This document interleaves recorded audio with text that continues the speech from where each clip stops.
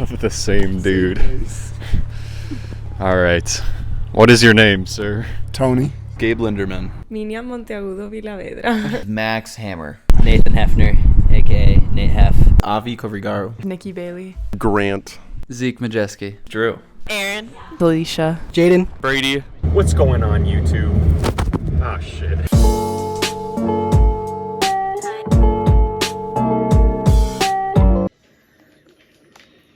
Are you fucking kidding me? What were you at? Like 50. Oh my god. Some horse cock and ball torture. Oh! The video ends once we fuck. Damn it. Once we fuck. Dude. It's gonna be a short video.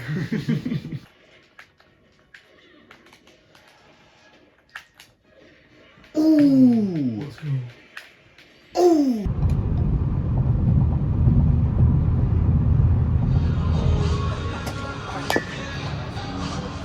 Alright, John, let's do it.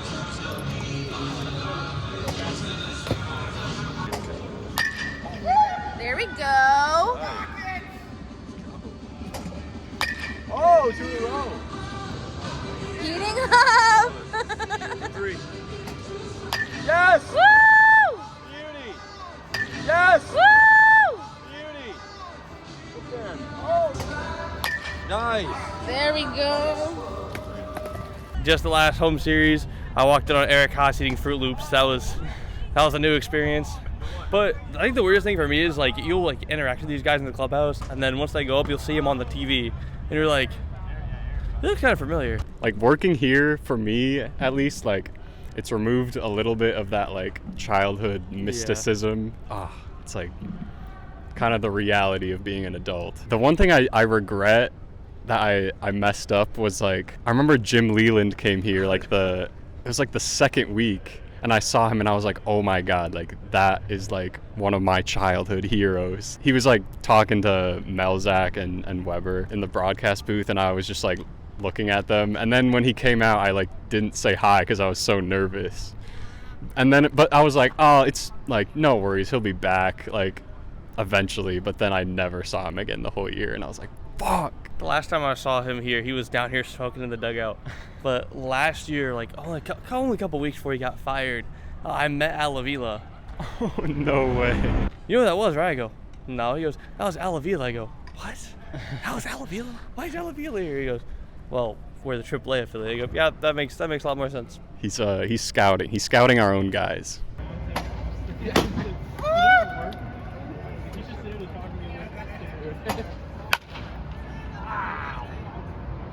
Oh, right to Jaydon. Jaydon, get in here. What's up? What's your name? My name is Jaydon Romero. And what do you do here at the Toledo Mud Hens? I'm an intern. And I kind of mess. Nice. I mess up the game notes. Dude. His duty is to just run around and make sure everyone's doing their job. Yeah.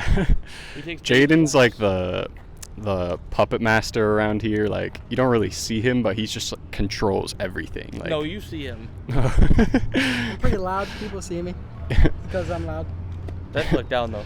When Joey Votto was here pretty early, and I bumped into him, and he said, "Excuse me, bud," and I said, "Oh, my bad," and he said, "You're all good," and he left. He was the nicest guy, and I was like, "That was Joey Votto." Like, it's because he's Canadian. That's why he's so nice. He's got to be such a nice guy because he's Canadian. That's got to be it. He was awesome. He was awesome. Miguel Del Pozo and I were standing down there in the dugout just talking, and you know kids, they always want, hey, can I get a ball? Can I get your autograph? And now Del Pozo is bilingual. His English is pretty solid, Spanish fluent from the DR. And he just starts speaking to them in Spanish, looks down at me, starts just keep having our conversation in English, yell at him some more, look up, some more Spanish. So yeah, we were trying to teach the little kids how to speak Spanish. Taught them cold that day because it was like cold. Frío. Hace muy frío. I have like a 400-day streak on Duolingo, so I'm basically fluent. Oh yeah, basically. I don't even know what that is, but Duolingo? My parents taught me Spanish because if I didn't learn it, I would be clueless in the household. So I would be walking around without knowing. Well, then you don't need Duolingo. You're fine. Yeah, I kind of just learned from my parents and my grandparents. They're all Puerto Rican. They all speak Spanish.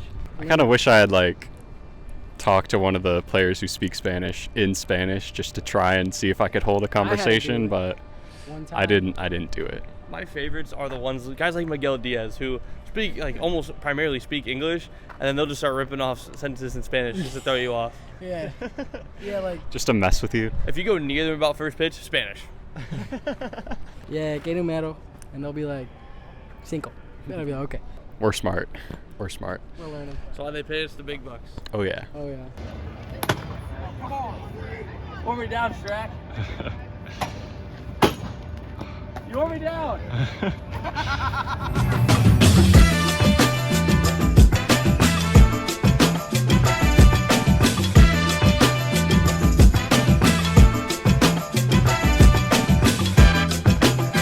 There's really like nothing better than driving on I-94 West in the summer.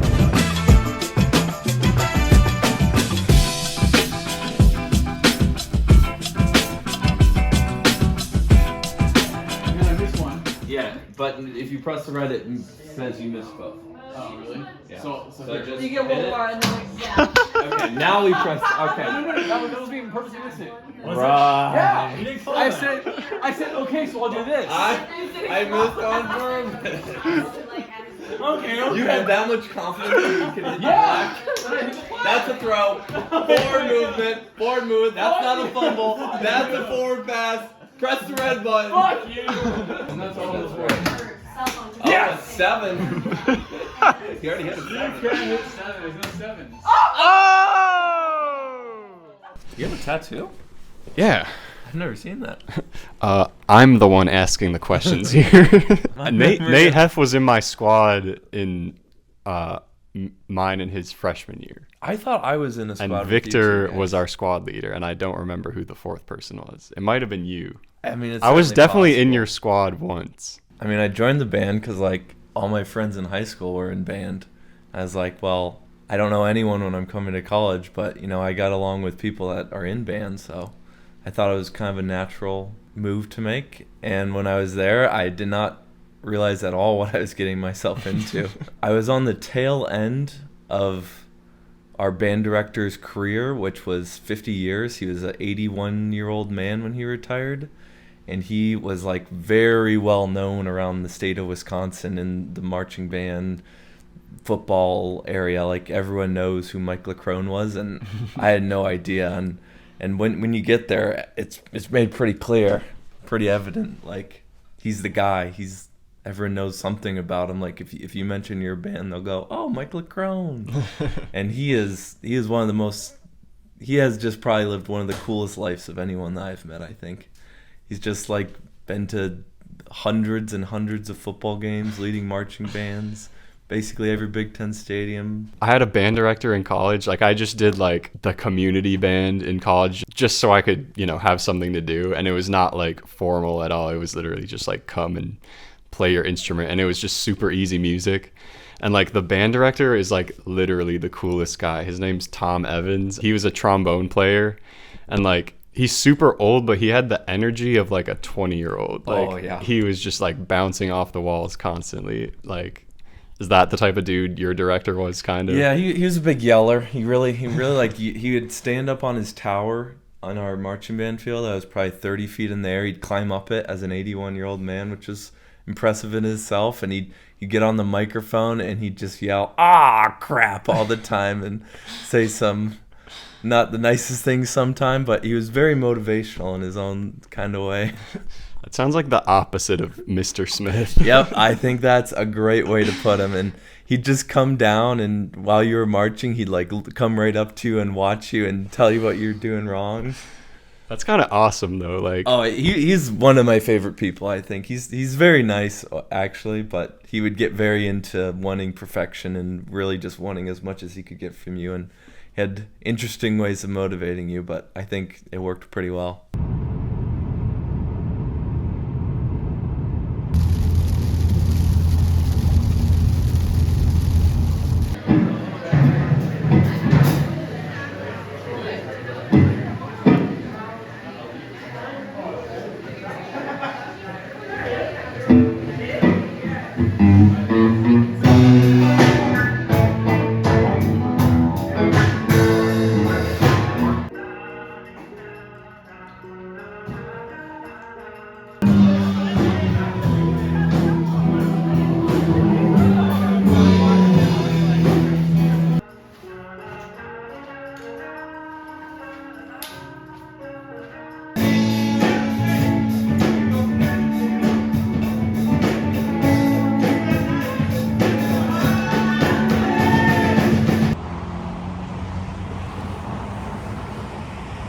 What is your name? My name's Alisha. Hi, Alisha. Oh, rudely interrupted right away. No, you're good. You're totally fine. Bye, Marin.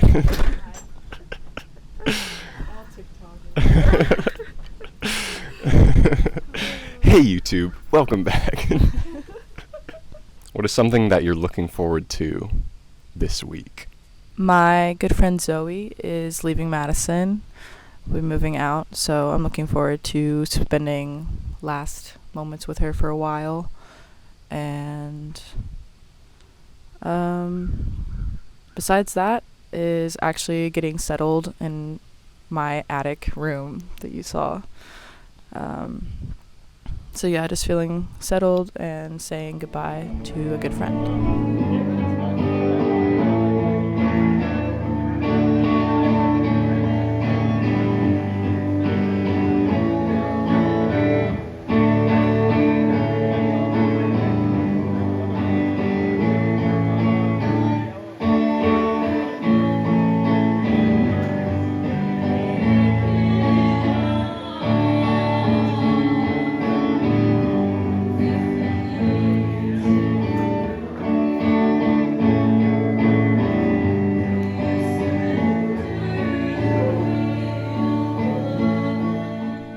Like the vibes when you like move out of somewhere and like you see your room for the last time and it's just like it's like all empty and it's like, man, I made so many memories here. I probably know what your answer is going to be for this next one, but what is something that you're looking forward to within the next year?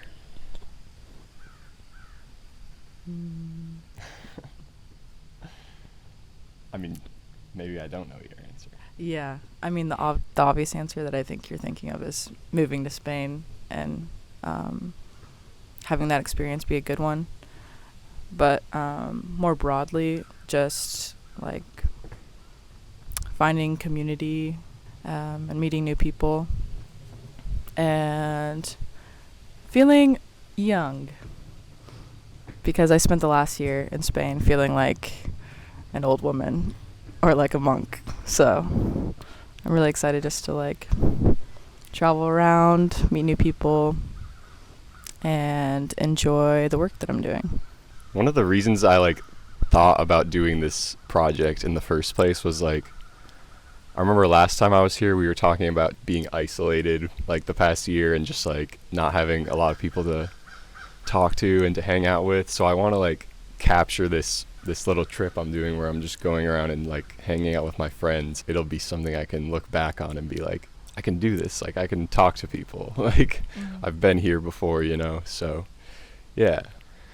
Like I remember what you said was like whenever you're feeling that part of you like not there when you're, you know, by yourself for a long time, that part of you hasn't gone away. It's just like not being active. Whenever you're around friends, like that part of you will come out again and like you'll feel like yourself again. What is something that you're looking forward to at some point in the future? This can be just like an abstract idea or like something, not something specific, but just like whatever you're thinking. Well, something that I've been thinking about lately is I met this man named Joe Mingle, which I hope someday you will get to meet. He is like the man behind like food activism in Madison. And he's been here since like the 70s.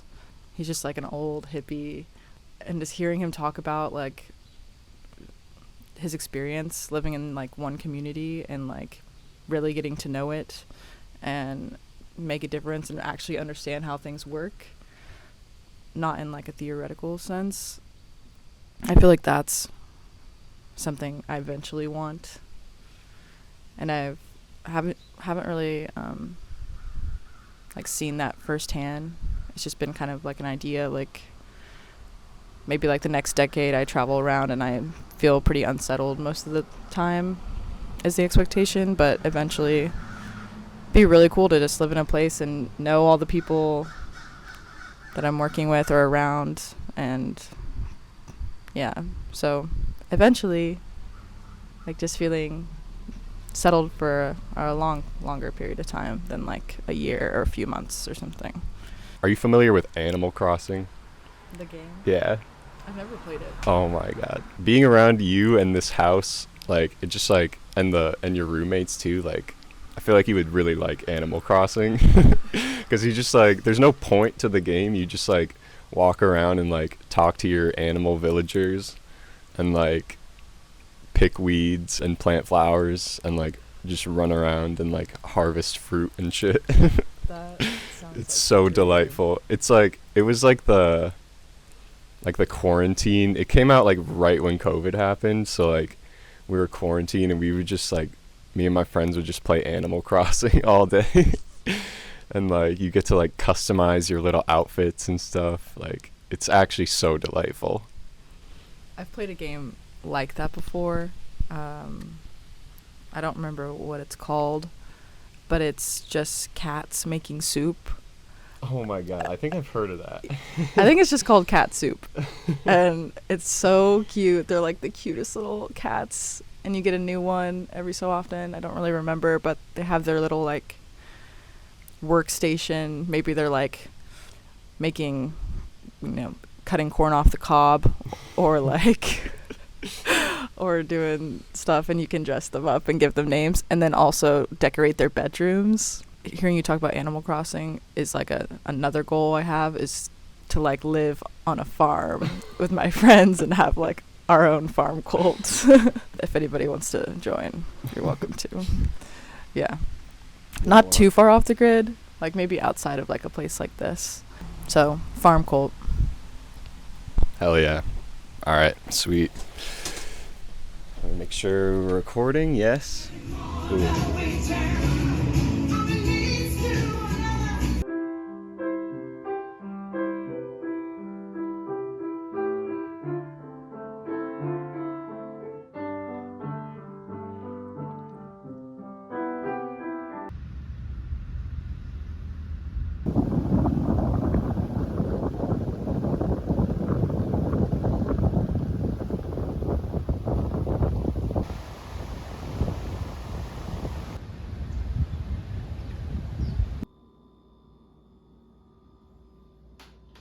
All right, welcome back to our podcast.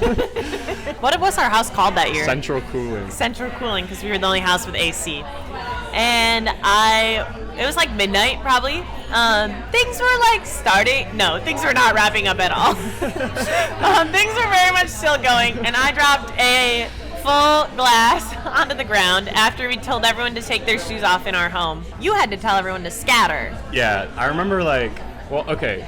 In your defense, I actually was going to tell people to get out like shortly before this happened, but yeah, Erin just like dropped this glass on the ground. It and, like, shattered everywhere. Everywhere. And then I was trying to pick it up, and then I was like cutting my hands, further ruining I was like, all right, the vibe. everyone get back.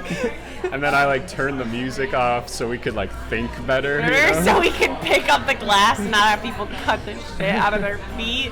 Yeah, and then I just like yelled at everyone to get out of my house. Yeah, you did. Because that was the thing, we would have like the pregame like at one of the swim houses, yes. And then we would do like, and then everyone would like get kicked out and either go home or like go to the campus party. Yeah, but this particular night, people had not left. Yeah, everyone like wouldn't leave for some reason, and I was just like, bruh. It was like 12:30 or so. Yeah, So, and usually we wrap it up before then. In a way, I saved the day. Yeah. You're just like really sleepy, like want to go to bed. All right.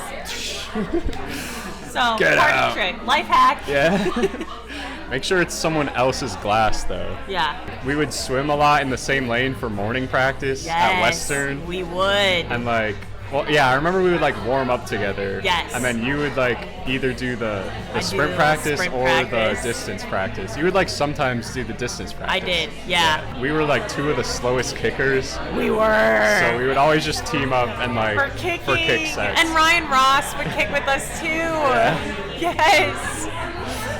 That's so funny how like being good at like a specific aspect of swimming doesn't like translate to everything. correlate to like you were really fast But I was terrible at kicking.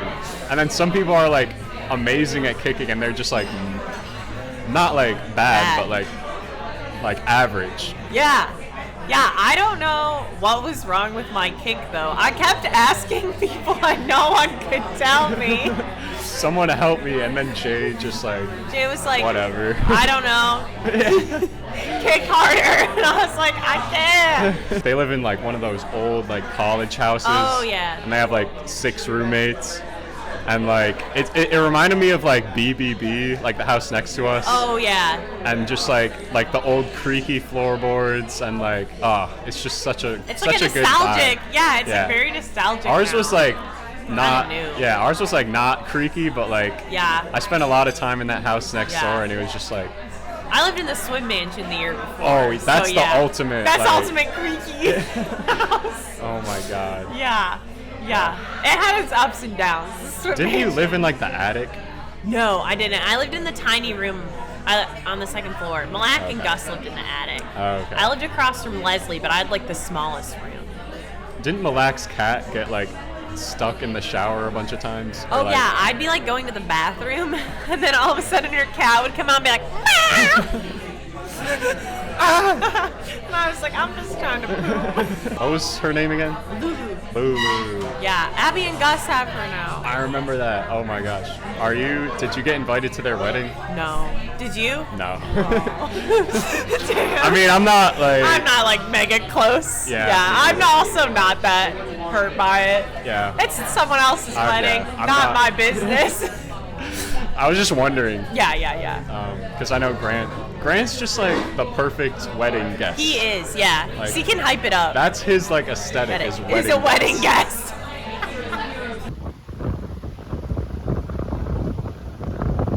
Link in the description. Zeke's Quidditch podcast. Yeah, Well, this is the Quidditch podcast 2.0 now. Yeah, we're gonna be talking. What's your tattoo there? Oh my god. Are we live? I'm asking the Did you questions ask here. about Yeah. that too? You're a big fan of math? Is that E, the 2.718? It might be the same symbol actually. It's like Is it 2.718 or 2.17? Drew, you're an accountant. Is it 2.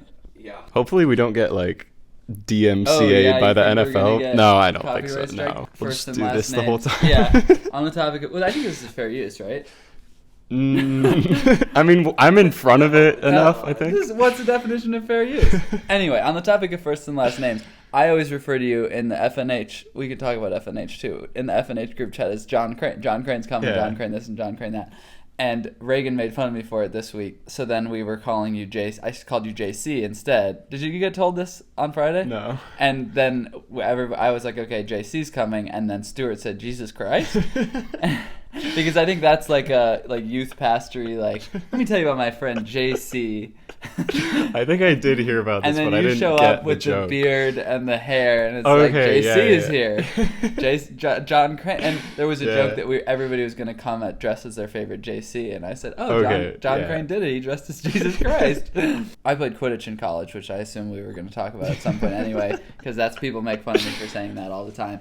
But we had a couple Noahs at one point, and then we did one of them we called Noah, and the other one we called Simo because his last name was Simon. And so yeah, we had nicknames. We had a couple Zachs at one point. We called them by their last name. But the ultimate is Drew, the guy who you were just talking to. He told me about the band name thing. I don't know if did you guys talk about that when you talked about marching band? I can chime in real quick. No, get over here. Yeah, come back. Do a tag team. Well, the big thing problem with Wisconsin band is it's 300 white people for the most part, and white people all have the same names.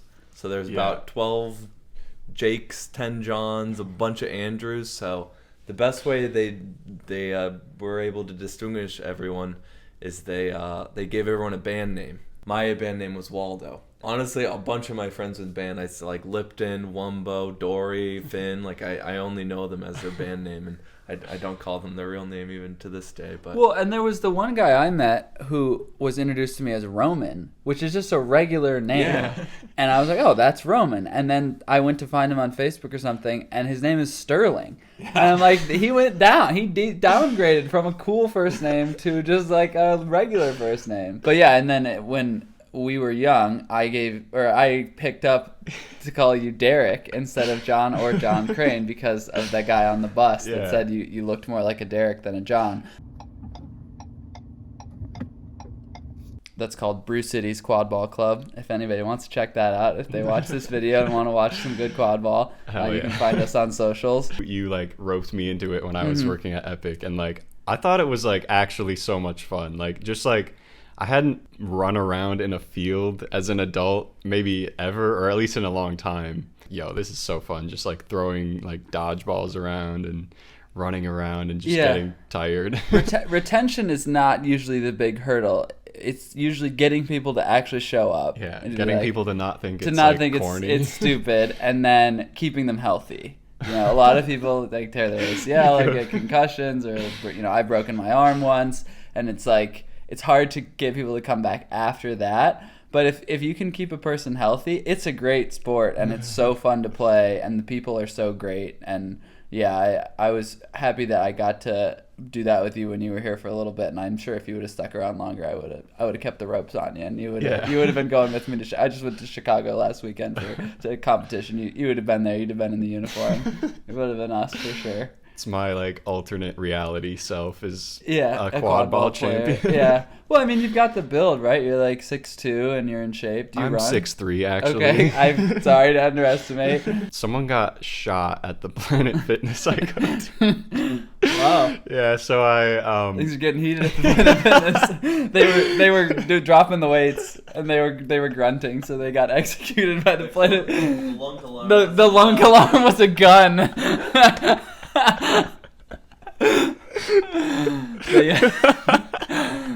He was a fighter. They had to take him out. No, it wasn't like inside the Planet Fitness. It was in the parking lot. Oh, that's good. It was like it was at the time I usually go to, which like spooked me. I was like about to go, and I was like scrolling Twitter, and I saw like an MLive article, and it was like the thumbnail was the picture of my this in Planet Ann Arbor? Fitness. Yeah. Somebody got shot at a parking lot in Ann Arbor at Planet Fitness? What's at like 1 p.m. Where in town is that? It's the one like on Stadium. Yeah, by Skyline. Okay. Or Stadium. Sorry, a little inside Ann Arbor talk for those of you who don't. Yeah, it's like across from the Kroger. It's right next to McDonald's. That's the Kroger on Stadium is the one my grandpa used to go to every day. That was like his, from when he was 70 to 80 years old. That was his daily activity, was go to that Kroger on Stadium. He was a big like pick up bottles off the side of the road and try to get the deposit. Really? Because I don't know where you.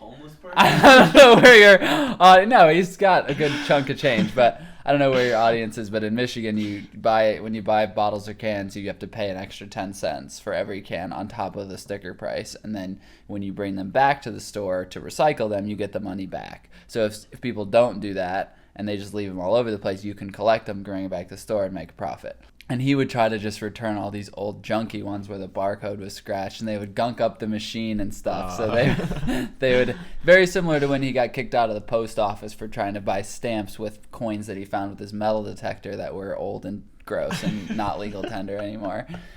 Yeah, my grandpa's a cool dude. That's awesome. The grind never stops. Yeah, yep, that's what happens when you need a side hustle. Yeah, he had a master's in electrical engineering, and that was his hobby after he retired. That was his side hustle. Get rich quick schemes with old rusty pennies and bottles that don't go through the machine. I have a really vivid memory of like swimming, like high school swimming. Just time out. When somebody says I have a really vivid memory of you doing something, I get panicked because I'd have done a lot of things. No, it was a lot cool of them thing. I have forgotten. So it was a cool thing that you did. You got your state cut. It was at a last chance meet, so it was after all the like conference meets and everything. So it's basically just groups of people trying to get their state cuts if they haven't already gotten them.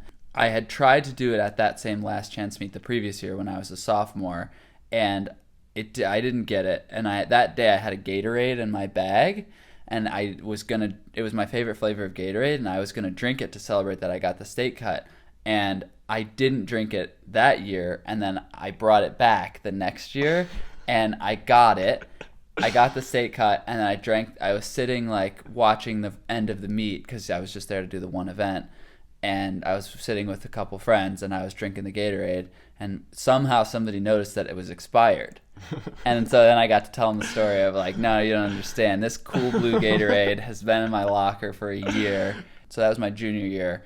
And so knowing now that I would later then be elected captain, it was, everybody was cheering for me and pushing for me because I wasn't the most naturally talented at swimming, but I definitely went at perfect practice attendance, all that sort of thing. And that's also what I, bring into other aspects of my life. It's like if you just pick a smaller number of things and do them more than everybody else, even if you're not the best at it naturally, you can outwork them. The following year, they were like, okay, we're only gonna have 2 divers again. A lot of other teams only have 2 divers. Like we're gonna want this point. Zeke, you should devote 15% of your practice time or whatever to diving, because I wasn't the greatest swimmer, and I was probably gonna score more points as a diver. We had a bunch of really good freshmen come in those years, like Kareem and that whole class. And it was so funny because obviously I'm the captain of the team, but not because I'm good at swimming, like because I'm the motivational, emotional leader, support leader of the team. And so when you're doing the diving at a high school swim meet, there's no other events going on. There's no other nothing going on. So to see one of the captains of the team who has swam for 3 years go out and make a fool of themselves trying to do, like I tried to do a double at the conference meet and I didn't adjust the fulcrum on the board. So it wasn't, this is again very inside swimming and diving, you adjust it to make it more bouncy, and I didn't make it more bouncy. So I basically jumped off a board that wasn't bouncy at all, tried to do a double front flip, and smacked so hard. And since it was conference meet and I was a swimmer and not a diver, I shaved my whole body, so I lost my ability to figure out where I was in the air. Yeah, but it's just stuff like that where if you want to put in the extra effort and do, whatever you can for the team, you'll do whatever you can for the team, and then other people will see that and be like, this is a good dude and I should root for him. Yeah. And that is a great feeling to get that back and get the respect back from everybody. Okay, let's talk about the background here for a sec. We have 6 TVs going on. You said they reproduce sexually. Your TVs fuck. No, I don't know. Drew, I think Drew needs to come get weigh in on whether or not the TVs fuck or they mitosis. I think it's mitosis. Drew thinks it's mitosis. We haven't seen them banging, so. The key, you pull this TV off the side of the road, you Google the model number, you buy a remote on Amazon. Everything works right. Because that's the big thing is people don't give you the remote when they leave the TV out there. There's 2 more in my room. And we had 7 out here doing 7 football games at once. The ideal male living space. This is the Mojo Dojo Casa house. We had a little, 8.5 by 11 picture frame that we modeled after, North Korea. Everybody has that picture of Kim Jong-un up, right, and then they pray whatever to it. And so we had Baker Mayfield, who at the time was the Browns quarterback. Drew is a Browns fan. We had Baker Mayfield in the Kim Jong-un spot, and then Baker sucked and then went to the Rams and then the Panthers, and then now he's on the Bucks. And so we burned that picture, and we needed a replacement. At the time we were watching Lost, so we got a picture of Evangeline Lilly playing the character Kate from Lost, and we put that up in the Kim Jong-un spot, and it is much more fun to pray to Evangeline Lilly Kate than it was to pray to Baker Mayfield.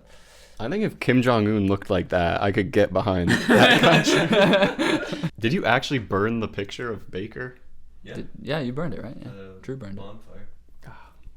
Like a LeBron James jersey after he took his talents to South Beach. It wasn't out of malice. It was sort of a moving on.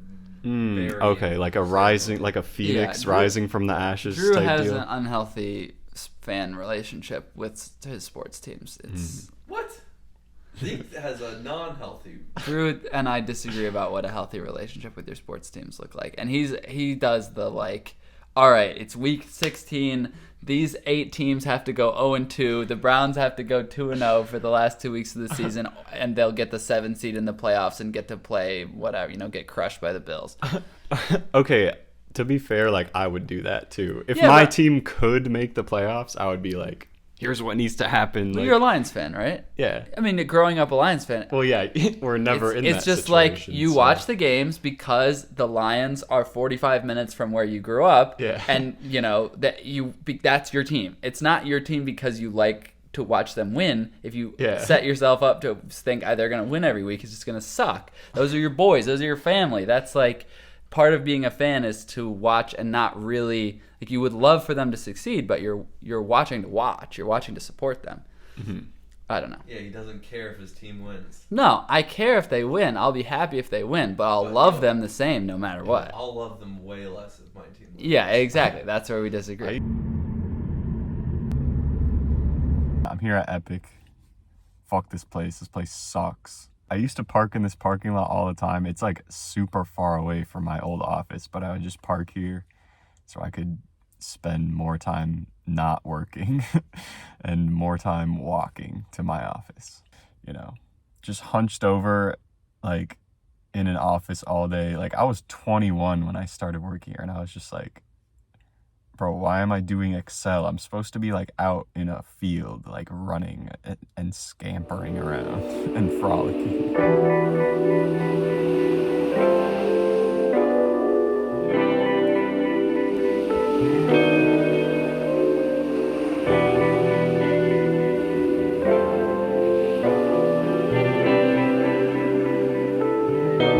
Welcome to Illinois.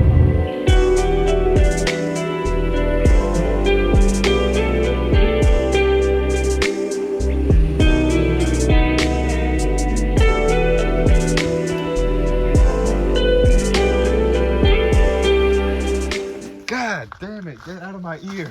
Yeah. Like I meant No. don't bite that Hey. word. Behave yourself. No, it's okay. I met Jack Bowerly, who's the Georgia swim coach. He was famous.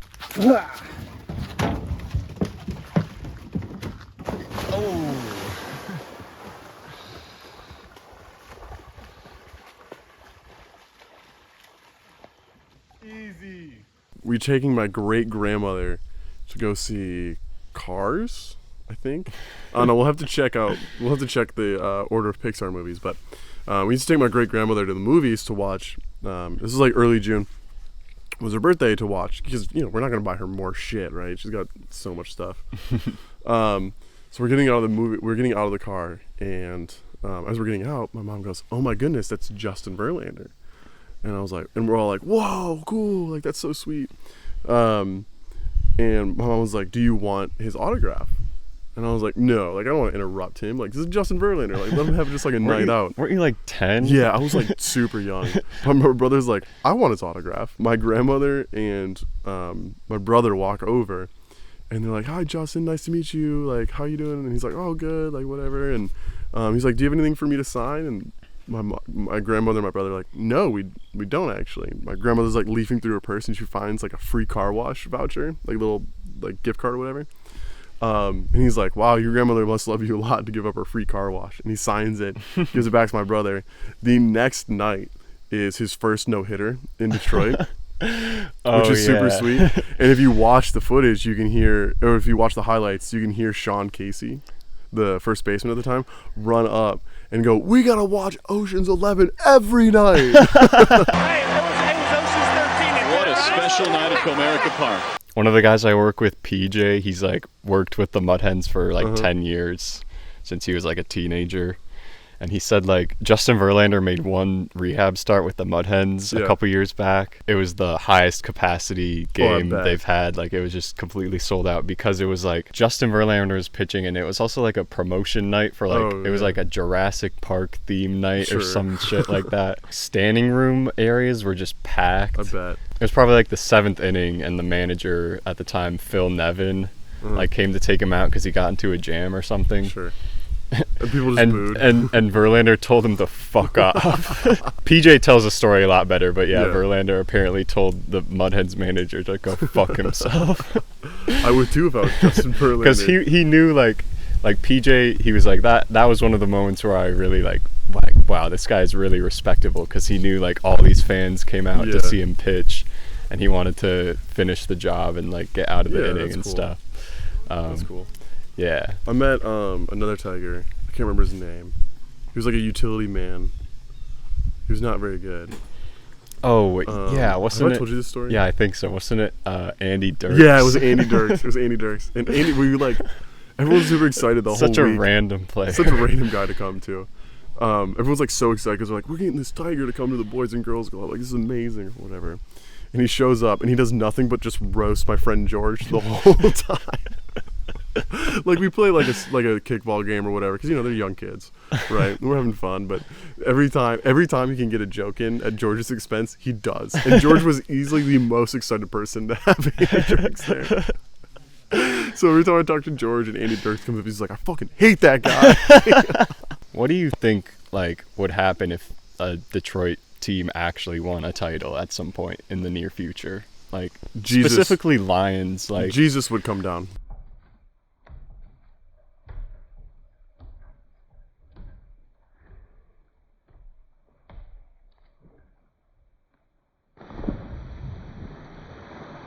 I smacked my shit a little bit. Yeah, you did.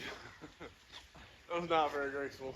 Erin says hi, by the way. Oh, what's up, Erin? We were talking about you and like how your aesthetic is just like wedding guests. Yeah, that's pretty. Like, very like fun to be around. Like, high energy. Like, you can make friends with anyone. Yeah, I like, love getting like a little drunk and dancing. Dude, I would with him. consider you and I you a very close friend, and I think we text maybe once every 3 months. Yeah. Yeah. We like send memes on Twitter memes, before I that's deleted it. Yeah. X actually. X, Sorry. yeah. Dead naming Twitter. That's the thing. Like, Elon Musk dead names his like trans daughter or whatever, so we can dead name Twitter. It's okay. It's ethically you're It's approved. Yeah. It's woke.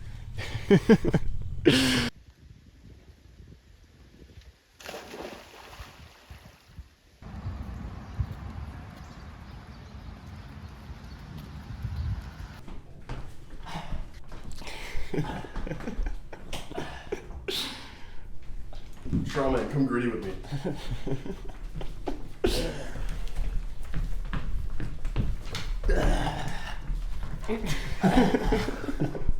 Who are you?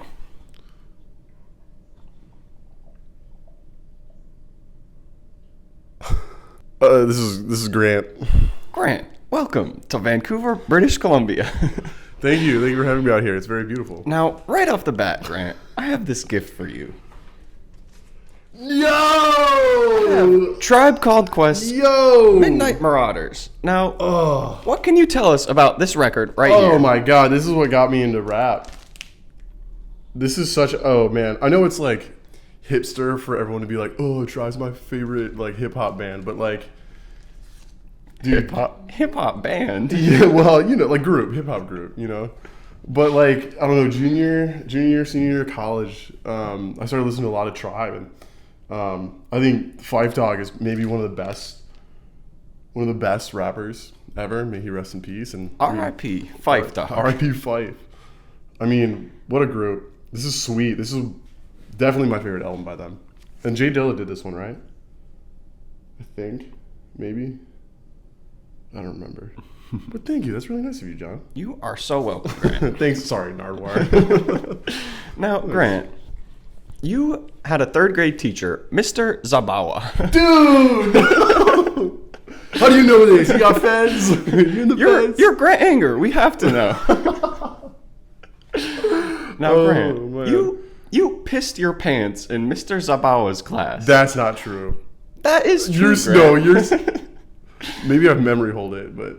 Now, Grant, tell us about that fateful day when you pissed your pants in 3rd grade.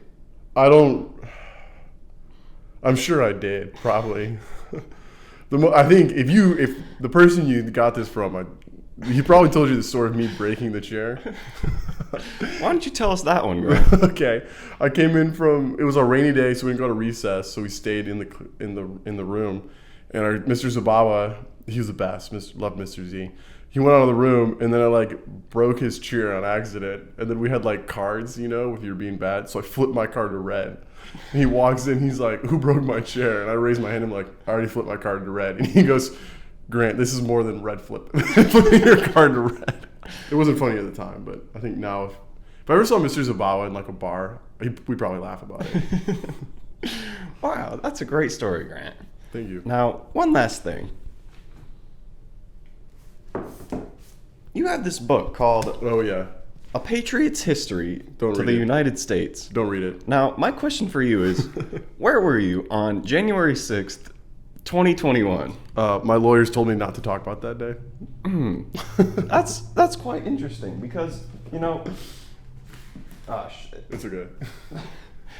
I have another gift for you right here. A warrant for your arrest. How'd you do that? I trusted you. Here, look. Open it. Execution? What? No way. Nardwar. Keep on rocking in the free world and doot doot a loot doot. Do motherfucker do.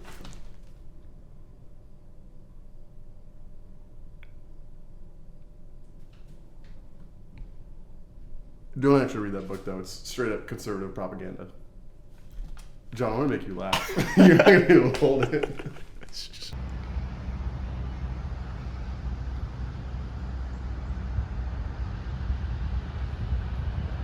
Rachel has a record collection that's pretty solid. A lot of Dusty Springfield, a lot of Marvin Gaye, Nice. a lot of Smokey Robinson. So she's got taste, right? But I feel like one of the most like important steps in a relationship is if you ever combine like your record collection. Ooh, that's serious stuff. You better be committed. Like marriage, Yeah. whatever.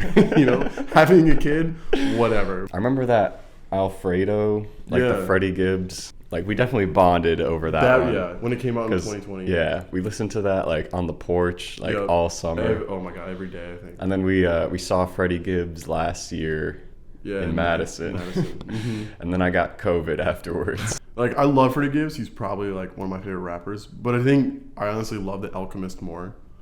I think like his production on that album is disgusting. Like it's like so luxurious and like I love the Rick Ross. The one with Rick Ross. Scotty Beam. Oh man, Gas. that's so good. Oh, I also saw Cheat Codes by Black Thought and Danger Mouse. Mhm. You sent it to me, and then I was driving us back from training trip in Florida, so I was listening to it. In our I've got this country boy on our team who listens to nothing but like Hank Williams Jr. We were listening to this, and he's like, man, I don't really like rap, but this goes pretty hard.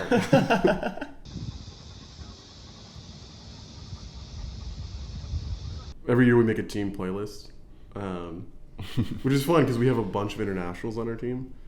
So, like we have like Serbians and Croatians and Brazilians and Argentinians, Africans, right? Like it's a very diverse group and a couple Americans. So we'll get like Corbett's Hank Williams Jr. will like be playing, and then we'll go into like some reggaeton, and then we'll get like some like Slavic like traditional folk song back to back, and it's like whiplash. But it's like super cool to like see how like music, how it like brings people together from like different backgrounds. I'll catch the Argentinians whenever they're playing reggaeton. We'll just be like, like doing this dance move. And then like it started as like a form of like making fun of, but now it's like I'm sure it's endearing. Like whenever reggaeton's on, like half the team will be just doing.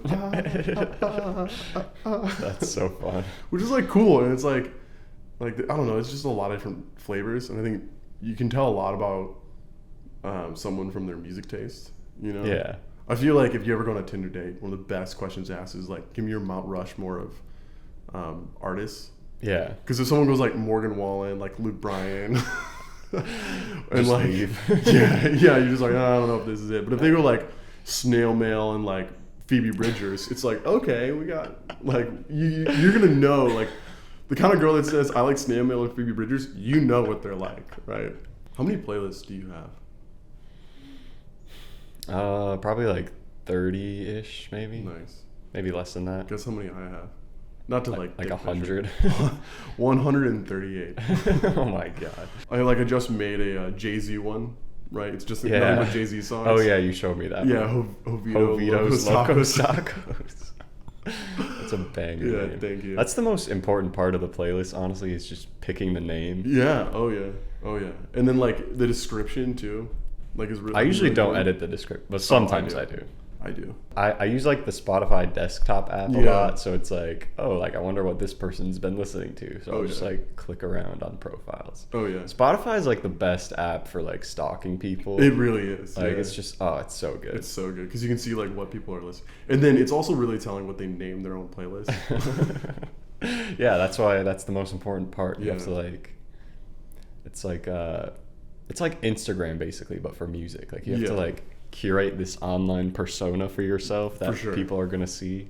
Yeah, that's not really the real you, but right. It's the you're you have pretending. to make yourself look cool. That's the thing about social media. You just edit out the shit that makes you look like a weirdo, right? And edit in the good stuff. Or if you're cool, which is exactly what I'm doing in this video right here. No, I feel like if you're really cool, you just edit the weird shit into your Instagram. Oh yeah, You know? that's that's true actually. Yeah. Because you got to be like so different. Yeah. My cousin is a freshman at Miami of Ohio, and she asked her advice, and I was like, whatever you do not wear your lanyard. Right? They're gonna give you a lanyard with your key on it and your pass on it. Put it in your pocket. Put it in your pocket. Don't wear that lanyard. Like, throw that lanyard away. Put your shit in your wallet. And she's like, oh, great advice. And then she texted me later, and she's like, they didn't give us lanyards. Everything's through our like our phones or whatever. I was like, oh, okay, makes sense. She goes, I feel like I should get a lanyard and like just wear it just to like be cool. And I was like, she's a nigger. Like, that runs in the family. Shout out Tom. Tom might have been my favorite professor. I took 2 classes with Tom. The first one was Stories Through Sound. I took that one too. Yeah. I took that one like during COVID, like online. So it was not the same, but it was still pretty fun. Like it was cool. Yeah, but it's like, and then like Jazz Explorations was a lot of fun. But in both classes, he'll like turn off the lights and then be like, hey, we're going to listen to like a, 10-minute orchestral piece or like jazz song. And like, then we're going to sit and talk for the next 15 minutes about what it meant to you. And it's just like a super like, like when you hear about like college classes and they're like, basket weaving or like dumb things you don't learn. Like, I learned more from those 2 classes with Tom than I think I did in business stats.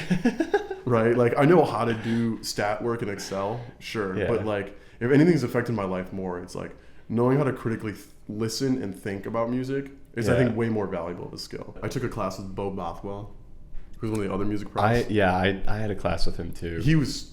His classes was so hard. It was Western music before 1750, which just like kicked my ass because there were like, the test you had to memorize like 30 different songs and identify them, and he'd play like 7, right? But they're all like Catholic Gregorian chants, so they're all like Domine,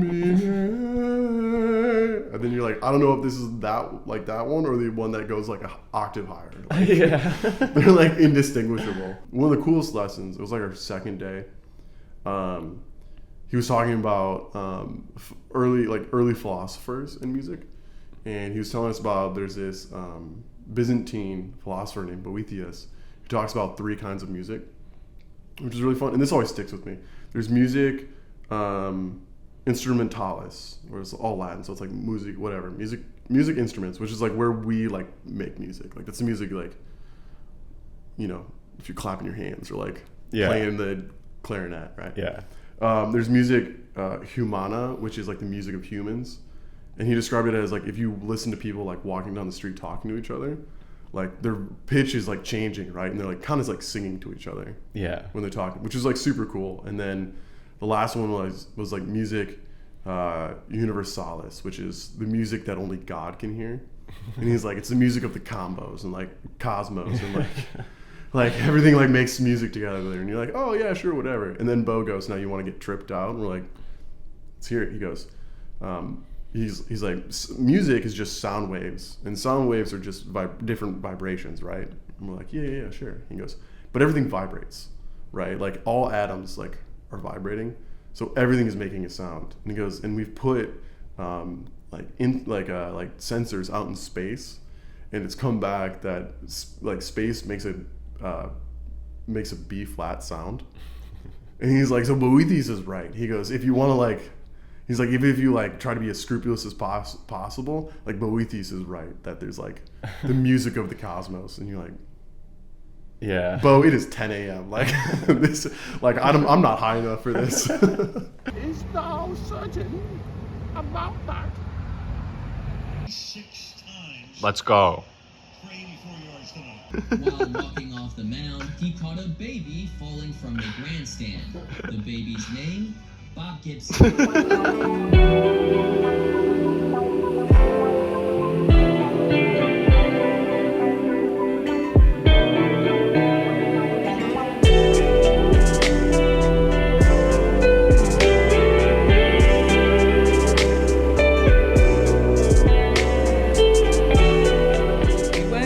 The last show on the third day, so there was like the night before that Riley had gone to, and then a day show the day that I went, and then the night show. And by the time we got there, they allowed people to stay through the day to the night. People were haggard. Like they did not want us there. Like they didn't want new people in their space. And because we had entered their space, they were like, I've been here since 9 a.m. and I've had 18 Bud Lights. Yeah, they're just like, yeah, you've not earned this space. And we were just like, we're fresh from the parking lot, but we're just here to have a good time. We left a little bit early from the show so that we could beat traffic, and we were going to drive back up to Fort Collins like an hour or so. Like we thought we were getting off scot-free. And we get to her car, and it's dead. Battery dead. Oh, Nothing's no. alive. And nobody's out there except like one old rich man who's like getting into his Beamer. And we're like, wait, please. Like, can you jump our car? And she's got jumper cables. So we're like, we have the things. We just need a working vehicle. Like, we have all the ingredients. The way no one would stop for us. So then we're just waiting. And my job is to be friendly in this moment and to flag people down. And so people are coming down. The show's ended. Like, people are flooding in. And I'm like, please. Your friendliest smile. Yes. Like, I've never felt more invisible. And lost more faith in humanity. Then in that moment, I was like, hello, please, we need help. And people would just be like, I'm sorry, did you hear something? Just walk. Finally, we found two young gals, like maybe early 20s. And I was like, do you guys have a working vehicle? And they were like, we sure hope so. Yeah, we do. And I was like, can you please bring it here and help us jump our car? And they're like, we don't know how to jump a car, but we have a working car. So they like bring it up. And then we're all stood in a circle. And it's like that Spider-Man meme where like everyone's like looking at each other. And then we all realize that there's like no man. And we're like, no one has had to lead the charge here. But I was like, we got this. I didn't know you that. have Google though, right? Yeah, but there was like spotty service. She had been like looking up directions in the background. I thought I was just handling it in the moment. So I was like, yeah, I got it. So I was like, give me the cables. Let's like get it. Bada bing, bada boom. And so I just put it together. She knew what was going on. I found out later. But I was like, I've got this. I am a mechanic, Dora the Explorer, and a god. And then the car like miraculously turns on via the power of the jumper cables. Oh my god. And we freak out. We're like, yeah, this is the best day that's ever happened. And then I'm like, how do we take them off? Like, that was the part that tripped me up. I was like, sounds like we're gonna get electrocuted. Yeah. But we just pull them off, and then it all worked out just fine. I have family like in the Pacific Northwest, and we were like visiting Portland for a day, and so I knew Grace was in Portland, so I was like, yo, Grace, you want to hang out? So we hung out that afternoon, and we were like driving back to my aunt's house, and like we were at a red light, and someone like comes up to us and is like, hey, I don't know if you know this, but your tire is completely flat. No. And we're just like, oh, well, thanks, because we didn't notice. We didn't feel a thing. Yeah. So we like pulled into the gas station that was right there, and yeah, it was just like done. So and then it started pouring rain. And yeah, we didn't like, neither of us knew how to change a flat despite a man being there. I did not. I thought it just came with the penis. Like, you just grew up with it. You gotta hit like the factory reset button back here or something. I don't know. That reminds me of another funny story of like when we met for the first time on Land Sea. Yes. Okay. Tell. Yeah, it was just like, it was like the last day where like everyone goes on this huge like rafting expedition. Oh, terrible day. Yeah, it was just like the worst day ever. I've never felt worse than that day.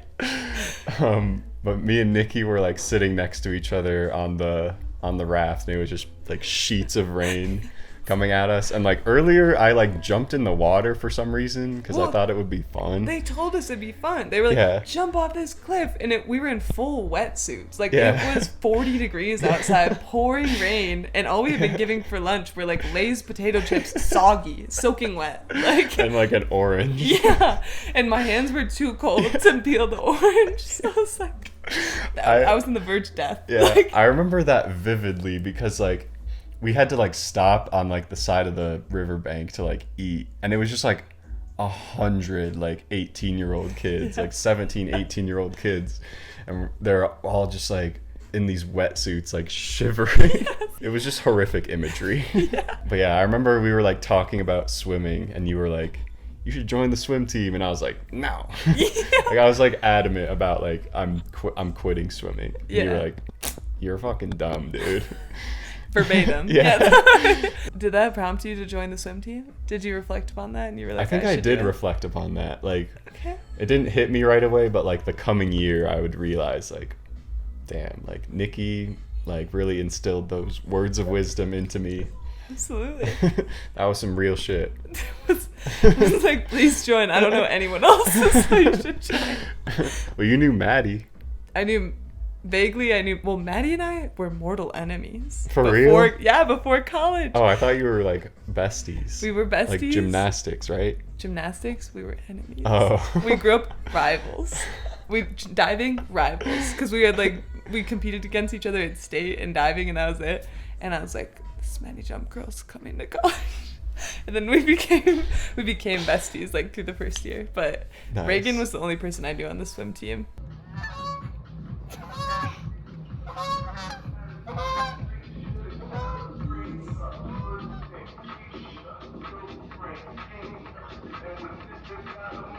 What was your freshman seminar? It was small stuff, big questions. It was like archaeology. So college. It was Roman archaeology. We thought about the Roman Empire so much. Every day. What was yours? It was the one with Amy Newday. I don't remember. Roots in the Earth. Makes perfect sense. Unsurprising choice. Yeah. The only more obvious choice would be like bees and where to find them.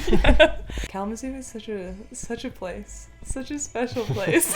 It's so weird. Like the seniors now were freshmen when we were seniors. Like, isn't that? Yeah. Well, I also don't know any of them because I didn't do swim team like senior year, so I don't know anybody. Like once Lizzie graduated, I was like, I'm lost. Lizzie, what's she up to? Do you know? She just moved to Spain yesterday. Oh shit! What? I know, yeah. Oh damn. She's good. Well, we have like a intense Snapchat streak, so that's why I know what's up with Lizzie. Nice. I keep the daily updates, but it's always just like our face, and then every once in a while what's that in the background? I'm moving to Spain. Yeah. And I was like, okay. Is that Spain in the background? She's like, it is. Yeah. See. I'll see you tomorrow. Yeah, exactly. We are old. And I knew because last year I went and visited Mads and we went and say hi to Mary, and we went to Lizzie's house to like go say what's up, and it was a Thursday and they were like, we should get pictures. We should go get pictures. And, Hell yeah. And we were like, no. Like, I won't be doing that. Well, I never got to swim. I never got to dive in the new pool. So the one reason I want to go back to homecoming is that I want to dive in the new pool, but it's like not worked out so far schedule wise. So and it would make. We'll do it for like our 10th. Yeah. Anniversary, not anniversary. What would it be? What is it called? Reunion. 10th yeah. So what is that? 2031. Or wait, what year? That's yucky. I'm not gonna be diving. That is yucky. Oh, did I hope I have silver records. Yeah. Well, I also went the year before, which was when the alumni meet was happening. Yeah. Because that was like the inaugural meet of that pool was like that day. Yeah. And we did an alumni meet like in the morning. Yeah. I remember I got there kind of late for warm up. I like jumped in and I did like a 75. And I was like, oh, I feel great right now. And I was like, I'm going to do the 200 free.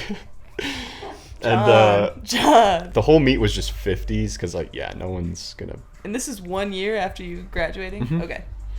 and it was me and one other dude, and it was like this like older gentleman, like middle-aged man. Middle-aged man, but was it the man who like won nationals? Yes. Like, okay. Yes. Now, had Now I that you known mention that it. before I raced him, I would have been like not like hyping myself up that much. But I was like, You're I'm like- about to smoke this fool. Like, Gramps, you're actually gonna get toasted right now. This middle-aged gentleman. He went 154. What? Yeah, Scott Whitbeck, and I went Yeah. like 208 or something. Like yeah. he dumpstered me. Like he actually cumpstered me. Well, it was yeah, so he's got, I embarrassing. think, like, half the records. Yeah, like- he has. I went up and talked to him afterwards because I had like when the old pool was torn down. I like everyone went in the night before and like got all the old records, Oh, and I yeah, got his like 500 free record. And you didn't. And that was like remember who it on was? my room the rest of college. Like Whitbeck was up there.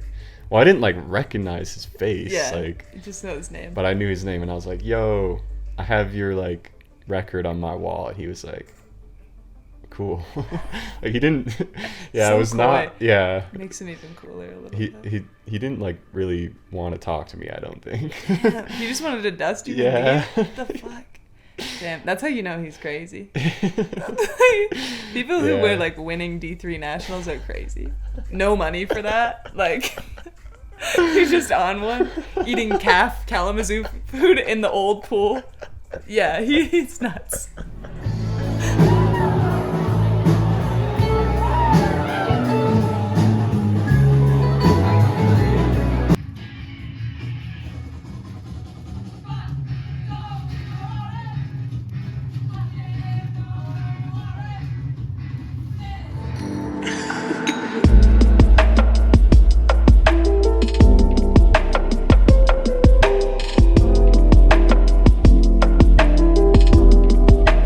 Dude, ferret, super underrated pet. Super Slept on. underrated pet. Slept on completely. Yes, they kind of smell bad, but oh my god, they're just like super friendly. You Super can cuddly. train them. Oh, Like, really? Zeke was potty trained. Wow. So when we went to let him out of his cage to play, he knew that we wouldn't let him out until he went potty.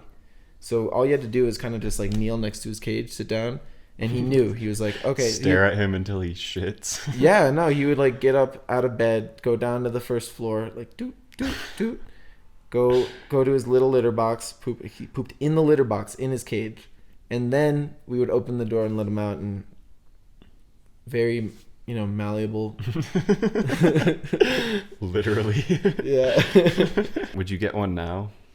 Not right now. Not right now. But eventually, I think I Eventually. could see myself having one when I have kids, maybe. We were like hanging out in my room. It was just you and me, and like you were like, John, do you gosh, I wish I could remember how old we were. I was probably in like 4th grade maybe. And you were like, John, do you still believe in the tooth fairy? And I was like, no. And you were like, John, do you still believe in Santa? And I was like, at the time, like, I didn't really know, like, if you don't believe in Santa, does that mean you're, like, less of a Christian? Because those things are, like, connected, at least a little bit. So I didn't, I wasn't sure if, like, I was supposed to say no, like, or if I said I don't believe in Santa, if that's, like, defying God or something. So I was like, yeah. And then you were like, John, listen, like, Santa's not real, like, and here's why. Yeah, and you were just like yeah. explaining it to me. Growing up, the Santa Claus thing was a really, really tough thing for me to grasp, and I ruined a lot of Santa Claus. You for just my didn't know friends. why people thought it was real. Well, I just didn't get. No, I'll tell you what I didn't know. I didn't know why parents were lying to their kids. That's Yeah. what got me, dude. That's what got me. I was like, listen, you guys are being fooled. You're living a lie. You're living a lie. Yeah, no. It was, to me, it was just the untruthful part of it was really bothering me. So like growing up as a Jewish kid who Santa Claus never visited their house, like you can imagine what it's like. I was You had Harry Hanukkah. That was a joke, dude. That was a joke. I always joked about Hanukkah Harry. Bar would joke about Hanukkah. I remember Harry. that, yeah. But the presents were from my parents. They were Yeah. always open about that. No, I would go home. I think I probably went home when I was like in kindergarten or something, and I probably went home to my parents and said something like, "When is Santa coming?" And they they were always straight up with me. They were like, Santa ain't real. Like, we're Jewish, dude. Are you kidding me? We don't do that. Santa's not real. And they were like explaining to me, like, you think Santa just doesn't visit the Jewish kids' homes and goes to all the Christian kids' homes? And so I was like, oh, okay. So what the hell? So why are all my friends telling me that Santa's gonna come and bring a bunch of presents? Yeah. And they were like, well, so they explained it all to me right off the bat. I don't remember if they told me not to tell other kids, but I immediately went to school and told Gabe Linderman. I was like, listen, dude, Santa ain't real. And Gabe, everyone who I told that to, they argue with, because the Santa movies teach you to believe no matter what. Yeah. Like in the Santa movies, there's people who say that Santa isn't real, and they're like, just believe, and then Santa is real, and it's a happy ending. Yeah. So like everybody was on that wave. So like for a while, I couldn't get through to anybody. Like it was good, but Gabe went home and he did say to his parents, Avi said that Santa isn't real, and Gabe's parents, and it probably was your parents, your parents probably also, for valid reasons, went to my parents and said, hey, listen, can you please ask your kid to stop telling our kids that Santa isn't real? Like, well, I don't think you didn't tell me when we were like little kids. This was like, really? I was like probably in 4th grade. Like, okay, maybe I told Erin. I mean, you probably told me, but I like didn't believe you. I think I told Gabe in 1st grade. You probably told Erin also. Yeah, I probably told Erin and Gabe like in 1st or 2nd grade. I would argue with you guys and be like, Santa isn't real, Santa isn't real, and eventually you guys figured out. I know for Gabe, he like found a closet full of gifts from Santa like early. It was like a few weeks early, and then he was like, okay.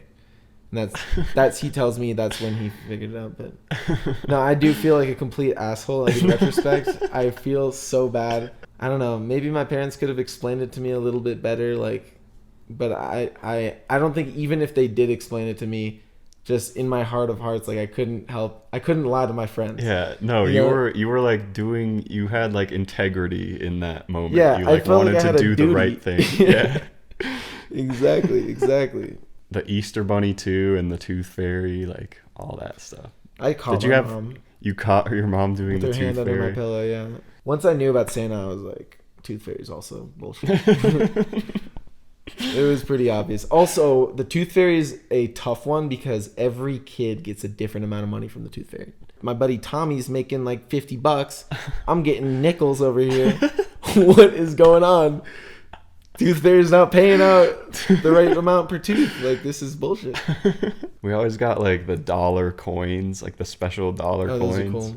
Yeah, I remember I lost my first tooth, and it came out when I was like brushing my teeth, and it fell down the drain, and I was like so sad, like no, like the Tooth Fairy. But then like it was probably just like in the bottom of the drain, so my dad just like probably just unscrewed it in the middle of the night. That's really cool. And yeah, it turned up under my pillow, and I was like, oh, sick.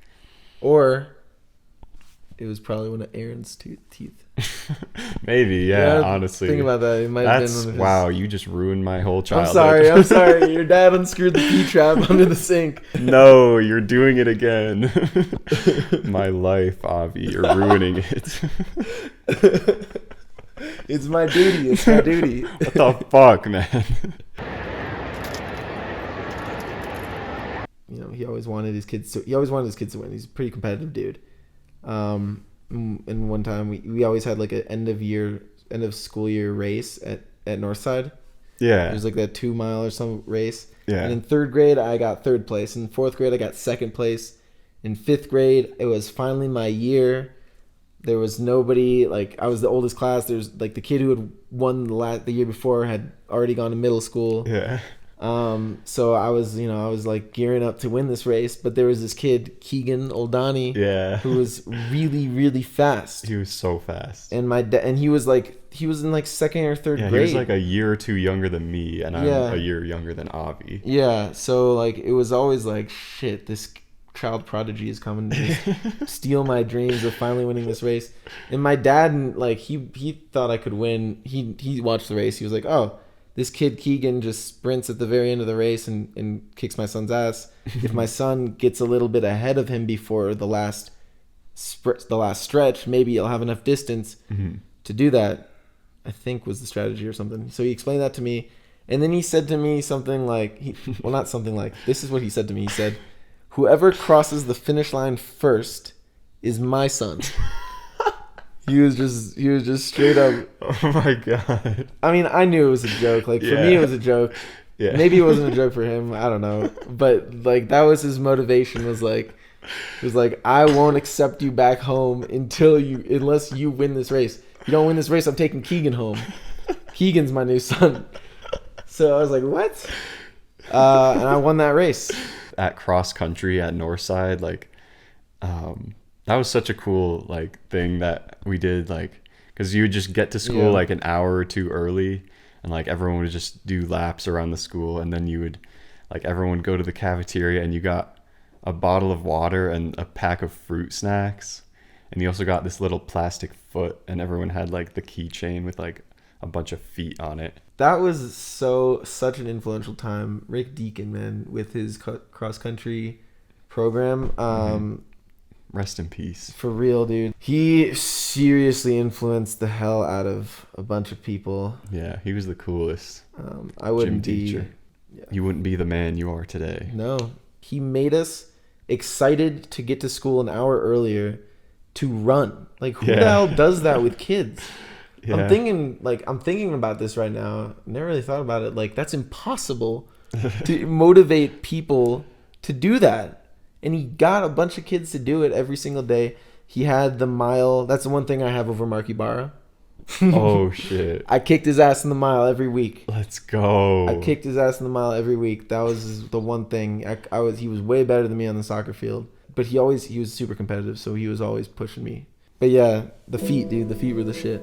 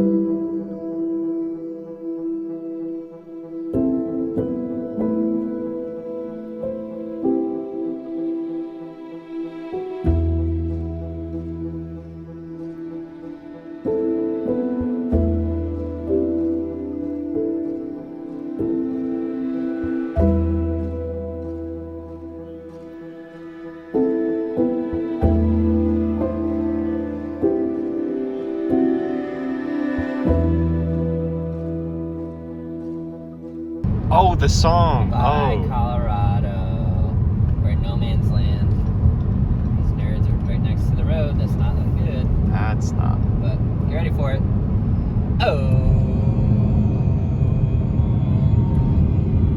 We're in Utah now. We're not behind the plow. Son of a gun, we're gonna have fun. We're in Utah now. Let's go. I didn't remember the song. I'm sorry. That's okay.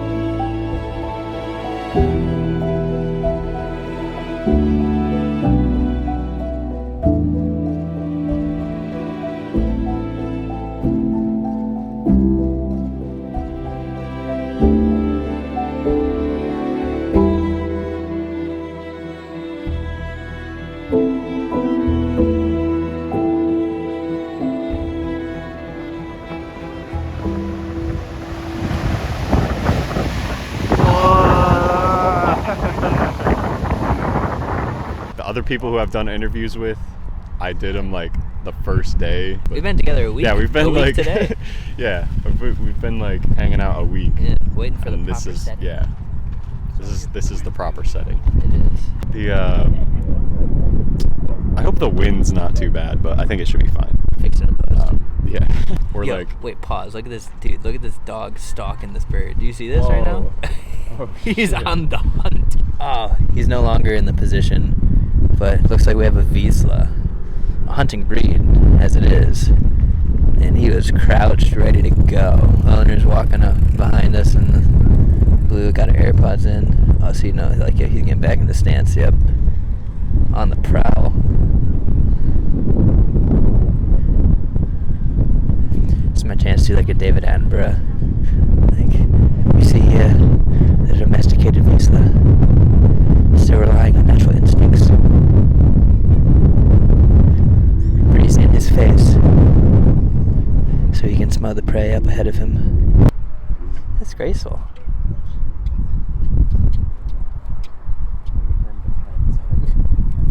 No pouncing happening.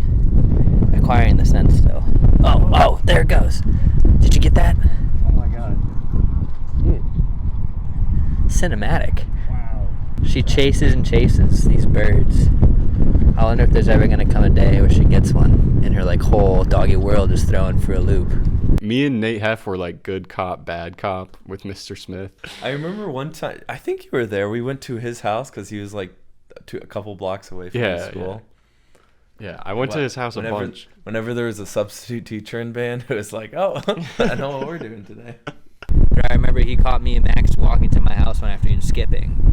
And then I remember I called my parents. I was just like, hey, we have a sub band. Band was 5th hour. I was like, can we just come home? And they're just like, yeah, sure. And then we get home and my mom is just like, I thought you said you had a sub. And I was like, yeah, we do. And she's like, then why did Mr. Smith just call me saying he saw you and Max walking home? So, you know, the path to my house, you had to like come like the U around the football stadium. Yeah. And that's where everybody exited for the day. Yeah. A Dodge Charger or a Challenger or some like, not like fancy sports car, but like a nicer car came whipping around the corner. I didn't think nothing. I was talking with Max. And then Max goes, dude, I think that was Mr. Smith. And I was like, no way, bro, that's a fucking Dodge Charger. Like, there's no way he drives that, like, fucking, like, middle, like, high school band teacher, like, father of 2. Like, there's no way. And then, sure enough, he had called both of our parents. And my mom was like, you have to get back there. Like, the only reason I said you could come home because he had a sub. Like, go back and apologize. Like, okay, whatever. And I remember we, like, went back. It was, like, right as class was ending. And then he like pulled us into his office and he's just like, it's not a good look, guys. He's especially like when you both applied to be section leader. He's just like, I gotta take this into consideration, like blah blah blah. It's definitely weird to think about like the idea of like legacy in that sense, you know, because honestly band class was one of the most popular I've ever been. Yeah. Like people would come up to me who like knew me but I didn't know them. And then I think about it, I remember because like Neil, I remember having like, not like a talk, but I like said to Neil, I was like, keep the traditions alive, you know, like don't let it die out. And now it's been, what, 6 years since we graduated high school, going on 7, and it's like nobody remembers us, you know, but it's just like, is the mentality we instilled, is like is the legacy still there, you know? There's just a curiosity, you know? Yeah. And it's not like, it's not so much as coming back and being like expecting people to know who you are, but you wanna see if that like the culture that you cultivated is still there. That's a good way to put it. Halloween a few years ago, in K2, where we realized I had the dog shit on my shoe. And I remember I was drunk. I think you're probably drunk at that point too. And we go back to your house and we're like washing my shoe off in the bathtub. And then your roommate comes in and she's like, what the fuck is going on? And we're like, don't worry about it, we're good. Like, we're fine. And then like we just like wandered around, honestly, like the city of Kalamazoo looking for Max. But we just like didn't have a care in the world. Just fucking like I guess that might be more of a you and I thing than an individual thing, because that was just like the comfort of like being together and just like not caring where we ended up or what happened and just like knowing we're having fun, you know, that kind of thing. Well, yeah, I think I was a little like, I was kind of panicked in that moment because we couldn't find Max for a while, but like, so we were at Molly Roberts' house, and like she has this huge, like enormous house, like huge open entryway type deal, where like big dance floor area, and she also had this like outdoor, like fenced in little area, like courtyard. Yeah. And I guess like one of her roommates had a dog. The three of us went peed and together. yeah, we like went out to piss at one point. That was like one of the drunkest I've ever been. Yeah. It was like a good like drunk piss like bros moment. Yeah. And like we went back inside, and like the party was continuing on, and then eventually like it just smelled like shit. The house just stunk. I remember we kept moving from room to room. Yeah, and everyone's like, God damn, it stinks here. And bro. like someone like went to check upstairs if the dog had like shit the room that he was in. Yeah. And like shortly after that, people just started like clearing out because it smelled so bad. That was the pregame house anyway. Yeah, that was and the so we didn't pregame shut the party down per se, but it was. I remember there was a moment, but like soon, like right before we left, where I like checked my suit and there's this caked dog on it. It was like when we were leaving the house. I remember I pulled you aside. And I was like, I didn't tell Max. I just pulled you aside. I was like, John, it's me. And you're like, what? Yeah. So we like went back to my house, and you were like scrubbing like shit off your shoe in the shower. Shit off your shoe in the shower. That's a good one. Nice. Yeah. And then like my roommate Steph came in and was just like, "Are you guys okay?" I have the video. It's one of like there's a video of it? It's one of like my favorite videos. Gross! This sounds horrible. There's shit Okay. in my shoe. Don't yell too loud. There's probably people sleeping. Are you guys good? We're good. My friend Nathan stepped in dog shit. And I'm like slurring my words. And I'm just like, my friend Nathan stepped in dog shit. It's so funny. And then so then we like went back out to look for Max, and we're like I'm in my like doctor's outfit, and you're in like your eagle suit. Onesie, yeah. And it started snowing, I remember, and we like had the address to where like the campus party was supposed to be, because that's where we thought Max was. But it was to the wrong address, and we ended up walking like way the fuck into this like sketch ass area, and we're like, this is not where we're supposed to go. No. That was a wild evening. What the hell? This is for Felix. R.I.P. Felix. Oh yeah. Oh shit. When did they all just Oh my god, I did not. Hopefully we got like a time lapse of that going on in the background. I don't know if you can even see it. R.I.P. Felix.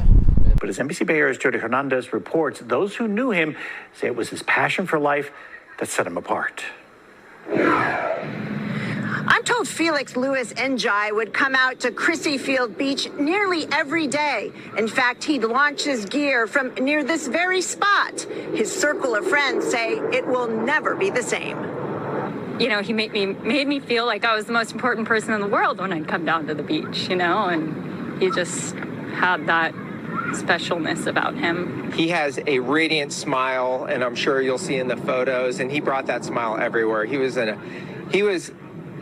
There are few people that bring that level of energy to life and positivity. That's how friends describe Felix Louis Njai, The name of the game is going to start by being the right kite selection. So, an avid kite surfer and outdoorsman from San Francisco, who died while swimming at Point Reyes National Park on Sunday. Should we get this going on down here? I feel like we could wrap up. That was a good conversation. Yeah, that was a good one. Yeah. We could probably wrap this up and maybe get some of this Felix memorial. I think they're all just... We walked in on like this guy, like, or this big group of people around like a microphone and speakers, and they were giving like their stories about their friend who apparently passed away. We can find out who he is. Yeah. Yeah. We'll have to do that. Anyways, hopefully we can get some of this.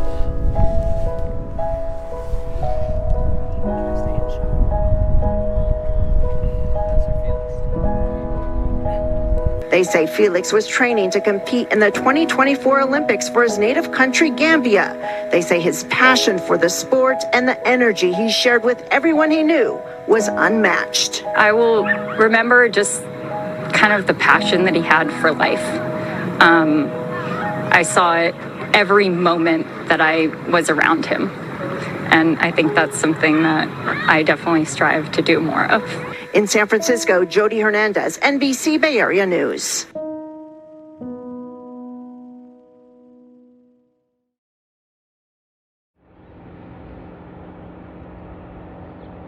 That's pretty sick. It shows up on the map like that. Right? Isn't that cool? Gonna cut it clear. Right like Paul Revere. When they ask me who I am, I'll just pretend I didn't hear.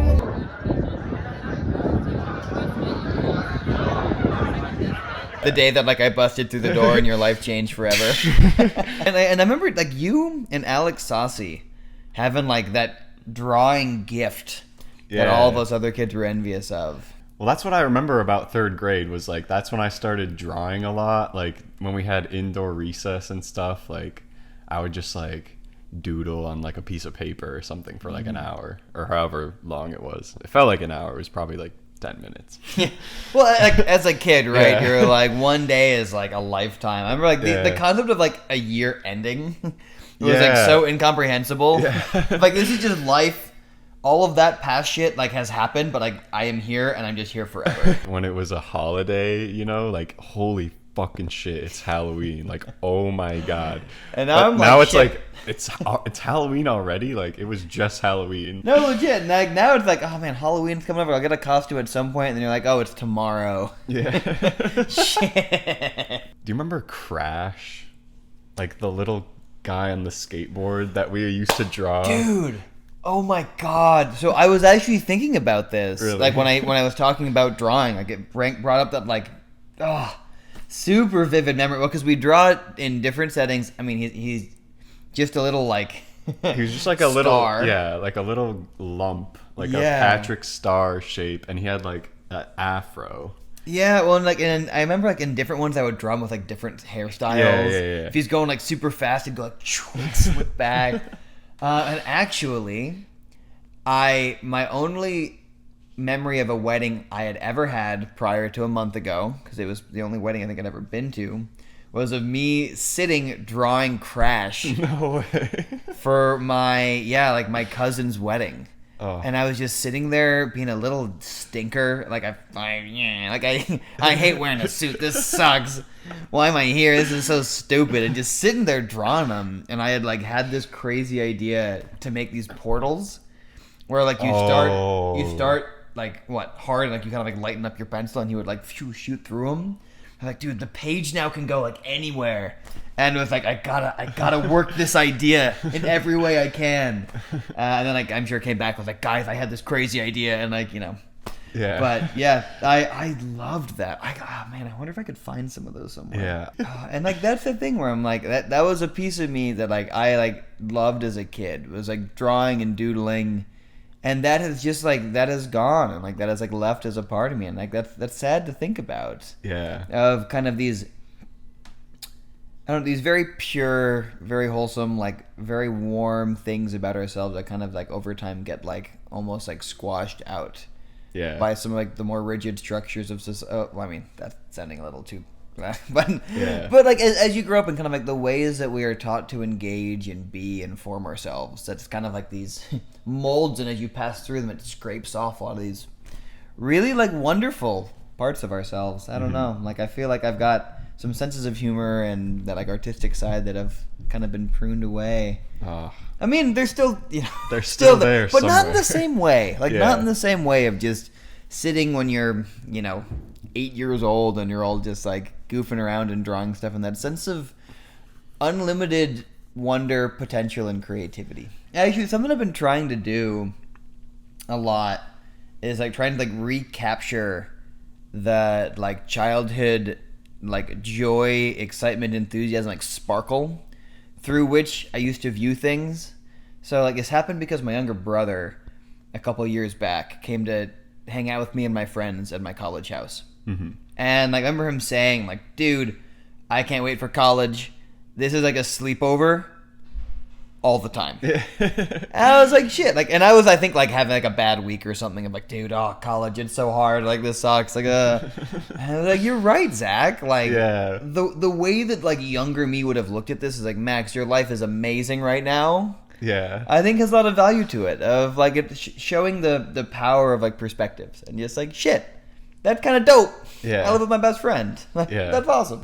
When people talk about childlike innocence or childlike wonder. It's like that's what I think about. It's just the ability to be like not care what anyone thinks. You just do you. You just like have fun, however like it makes sense to do in your brain and stuff. So. Yeah.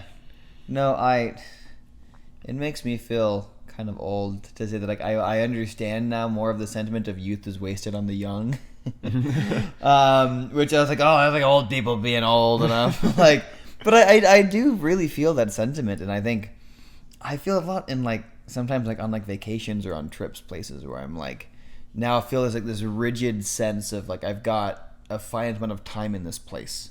I've got like each day and like a schedule to fill for those days. When you really don't have a sense of time at all, I think that it really frees up your ability to like absorb and be present wherever you are. And I think that awareness of that constant timer and schedule grid that's imposed on your existence really prevents you from then having that joyous fun. Because I'm like checking like, okay, it's been 10 minutes. What was like the value of those 10 minutes? Did I get enough out of those 10 minutes? Like how is, you know, the value of this time, the bang for my buck versus something else, which is something I hate that I do. This like almost like economizing time and value and utility of like my days and my life. And I look back very wistfully on the time when there was truly no awareness and thought of that. You don't have a schedule when you're a kid. You just like do whatever it is to be done at the moment. As a kid, I feel like I didn't even most of the time know what day of the week it was. Like, and what does that even mean? Some good footage right there. I often wonder if I worry about death more than the average person or not, because like there are times I'm like, wow, I think about it quite a lot.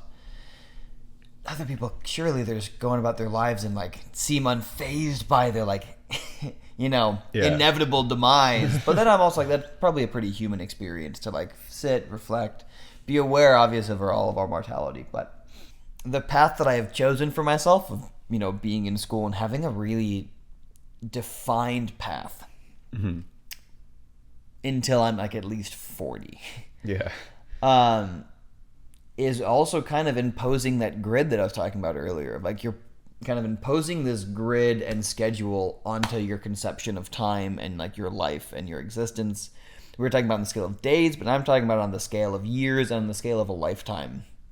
Where I'm thinking, okay, everything now seems to be able to easily be tallied up and stacked until kind of like the end of my career / life of like, it's been 2 months of med school, that's a sixth of a year. Then you've got that year, I've got 8 of those, and then that stacks, and you've got 3 of residency, 3 of fellow. Like it just kind of, I can see very clearly those like sands or like however you would like to put it. Seeing these incremental pieces that are getting ticked away and counting down. And that freaks me out a lot at each kind of life stage. And I've talked to Minia about this, where like I get kind of freaked out by like big life events. Like I'm entering this next stage, the last stage is over. That is one less stage that I have in the progression of my life. And that haunts me very intensely. And the path that I'm on makes it very clear, versus I think you get to look ahead a little bit at a black box of like what is ahead, which we've talked about the pros and cons of that. Having a track for some people sounds very, very nice. But when I'm in this existential scary place, I'm like, it's just my life to be lived. However, I don't know how it's going to look like. So I don't really know how anything that I'm doing right now is ticking away at any chunk. To me, there's something that seems very appealing about that. I've been at a job that I don't like, and you feel very constrained and you feel very like not free. But then like I've also been unemployed for a long period of time, like directly after that. And it's like there's new stressors with that and like fear of the future and all that stuff, and just like being directionless. Like there's like specific anxieties that come with each option. So like in some ways there's like no escaping that. but like, which the is like grass is always browner everywhere. It's something that I have been feeling very strongly recently, is that need to maintain a sense of life outside of school and treating it almost kind of like a job that you're able to leave and then go and exist in outside. One, out of the desire to like have a long career where I'm not just burned out and miserable. And then I get to the end of it when I'm like 60 and I'm like, well, that sucked. And I'm 60 and I'm too old to do it, to go surfing or do these other things that I will look back on and will have wished that I did in my life. So I'm finding that very important. I think that having left this whole med school bubble or treadmill, whatever you want to call it, for 2 years was immensely helpful of like kind of getting a taste of having that balance. It can be so good. Like going to class and then like afterwards going and hiking a mountain in Scotland or something. I'm like, wow, this is really nice to shut that off and get to be and have an identity for myself outside of that. Outside of that being school. Like having an identity that is, Max Hammer, the person who you don't even know if I'm a doctor or not. Yeah. 100%. That I think that allows you to form this really powerful and stable sense of self that is more like resilient to bad things in your life. So if you've got all these kind of, I guess, pillars holding you up of, I'll just say like surfing, climbing, social life, school, family, all those things. If something is going poorly in one of them, you've got all those others to prop you up. Versus if you've got your one pillar, let's say like I just exclusively define myself by like grades in school. Got a bad exam or something, or like who knows, maybe like my experiment shits the bed and you can just come crashing down. You said like you didn't want to ramble super far, but is there anything else you want to add before we wrap up? Oh, I mean, I was gonna mention, like as we were talking about death, the very kind of spooky surrealness of now also, I think, going into medicine and seeing all of the ways that our bodies break down and eventually fail us. And John opened this up and now I need to talk about it. So I'm not just left laying in bed tonight. But so like, for example, like being in a cadaver lab and like I am in there like working with a real human who like lived their own full life. And something that struck me out of nowhere one day is we were studying the muscles of the calf and I'm there looking at it, holding this calf muscle and thinking that this was the leg of a person, a real person who like lived a life and that grew with them. Like these, this tissue, even like, the nerves that innervated it have been these same cells that were there when they were a young kid running around on the playground, let's say at Northside. Oh, God. And that grew with them and eventually this person was in their 70s or 80s and that got old with them and then they couldn't use it as well and the things that they loved doing slowly slipped out of their lives. And then here I am now and this is seeming like just a lifeless object that I'm touching and learning from. I have felt that weighing on me pretty heavily and I guess putting that thought of death very much at the forefront of my mind since like starting medical school, of seeing all of these ways that people get sick and that they die, and we talk about death and mortality very regularly in classes as like these metrics of like, oh cool, someone, not cool, oh no, someone's valve in their heart doesn't work, here's this graph of everybody's statistics of how long do they have to live after that. And it puts it right in front of you, and kind of almost forces you to grapple with the concept and the idea. And today we had a talk about people on dialysis, which once you're on dialysis, your kidneys don't work, you have a machine working as your kidneys, the 5-year mortality rates are horrendous. And it was these kind of interviews with patients where they feel that I am just hooked up here just waiting to die. There is no sense of improvement. There is no getting better. This is just prolonging death. Mm-hmm. And that's what I've been doing this week. So I think you asked, and I'm glad that you asked, but it has been very heavy, and I think that it's something that weighs on a lot of like physicians throughout their careers. And I'd be really curious to see some existential philosophy of physicians and like how that kind of shapes the way that they think about life, their own life, and how they live it. Mm-hmm. And it's been inspiring me to go out and do more things outside of school. So I'm like, those are the memories that I will hold and have afterwards. And I've been trying my best to fit in as much of that as possible. Yeah. One last thing, because we kind of shifted gears from talking about elementary school. Do you remember when we were in 5th grade, we had a weird obsession with plump toddlers?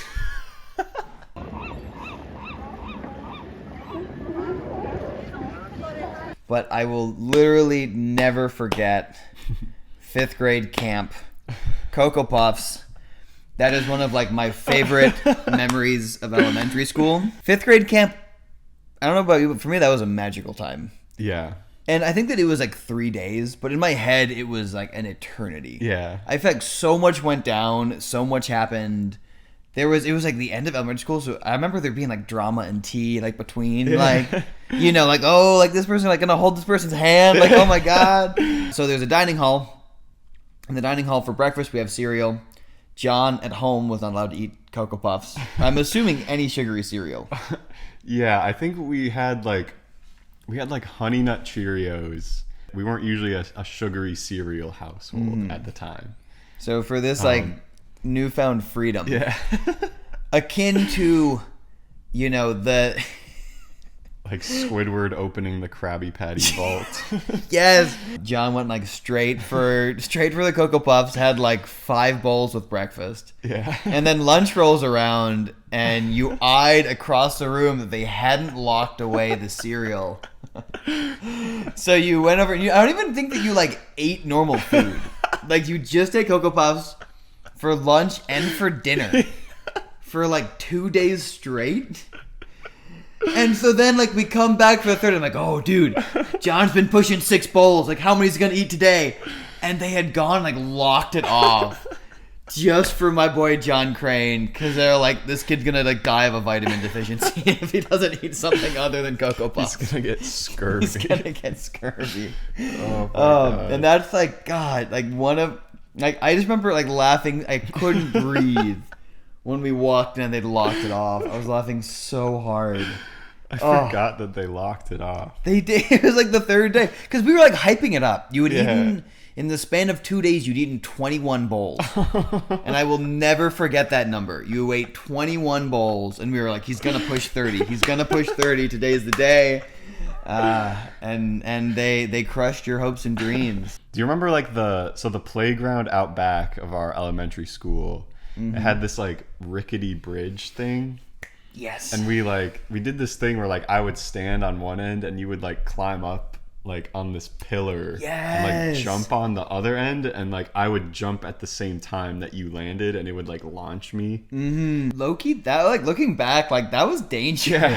I used to climb up the play structure and jump down onto it. Yeah, but I remember one day we were like doing it at recess, like the launching thing.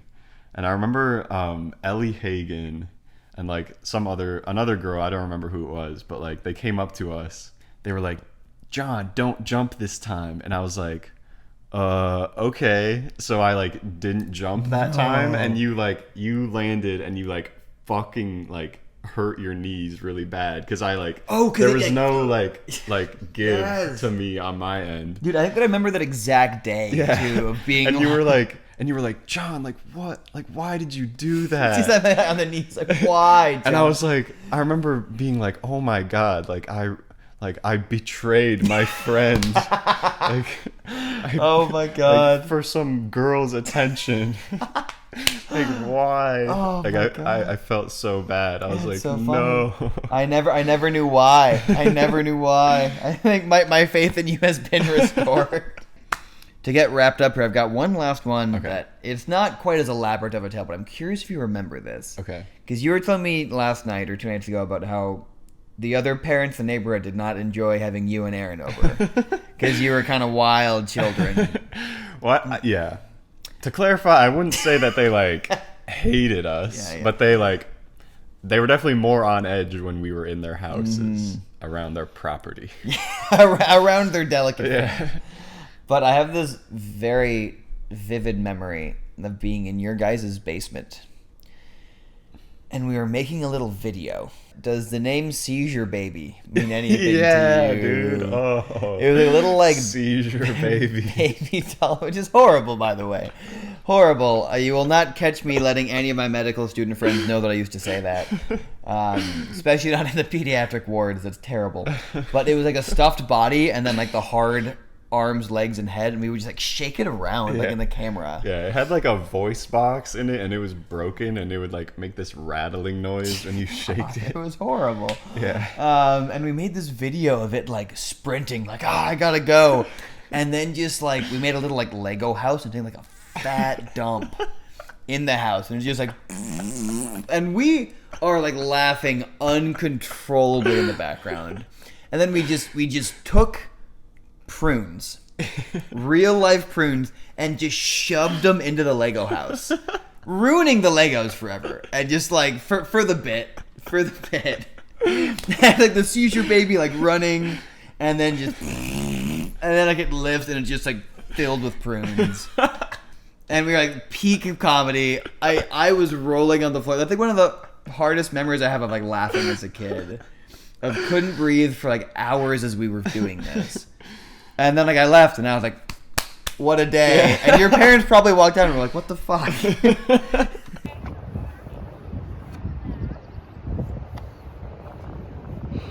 like think you have more control over it that way. It actually does feel better. It feels nice. There you go, son.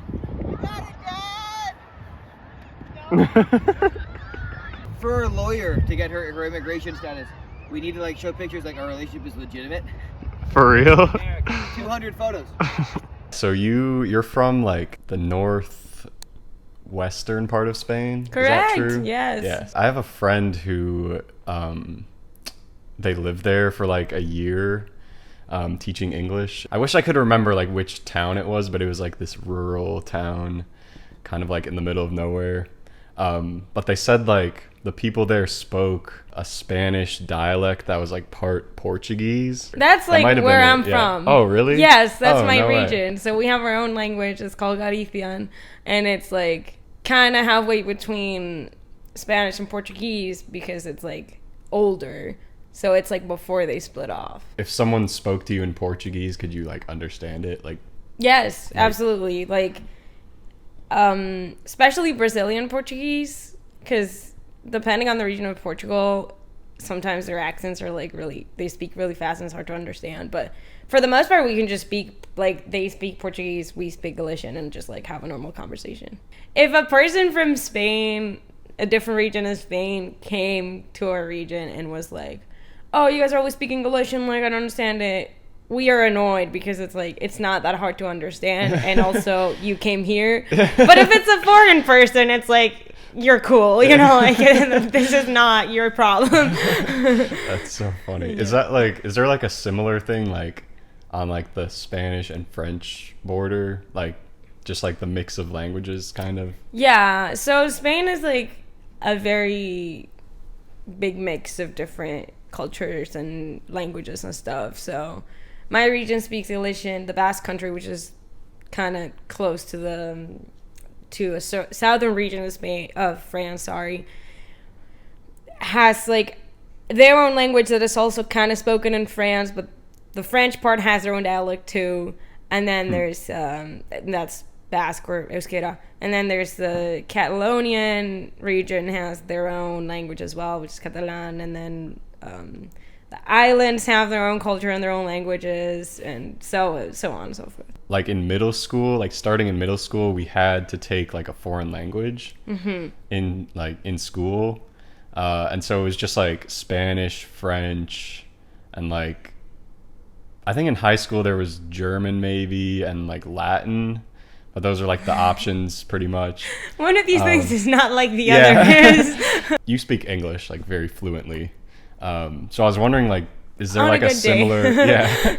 like, did you like grow up learning like both at the same time, or was it like a similar deal where it's like, it's kind of just like a class in school? Or So my parents spoke Galician to me at the house, and then I learned Spanish kind of watching TV and at school and stuff. And so we had those two languages as like our main native languages that we learned in school.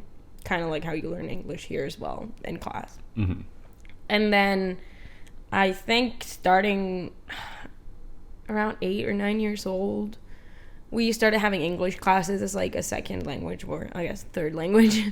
And then in high school, you could take a fourth language, and I started taking French. Damn. And then some people did German or whatever, you know. And then, so in our fourth year of high school, which is like your second year of high school, because we started at 12. My school, I was kind of lucky that had like teachers of different subjects that knew English, so we had like a bilingual section where you could take like chemistry in English and physics in English and stuff like that. Whoa.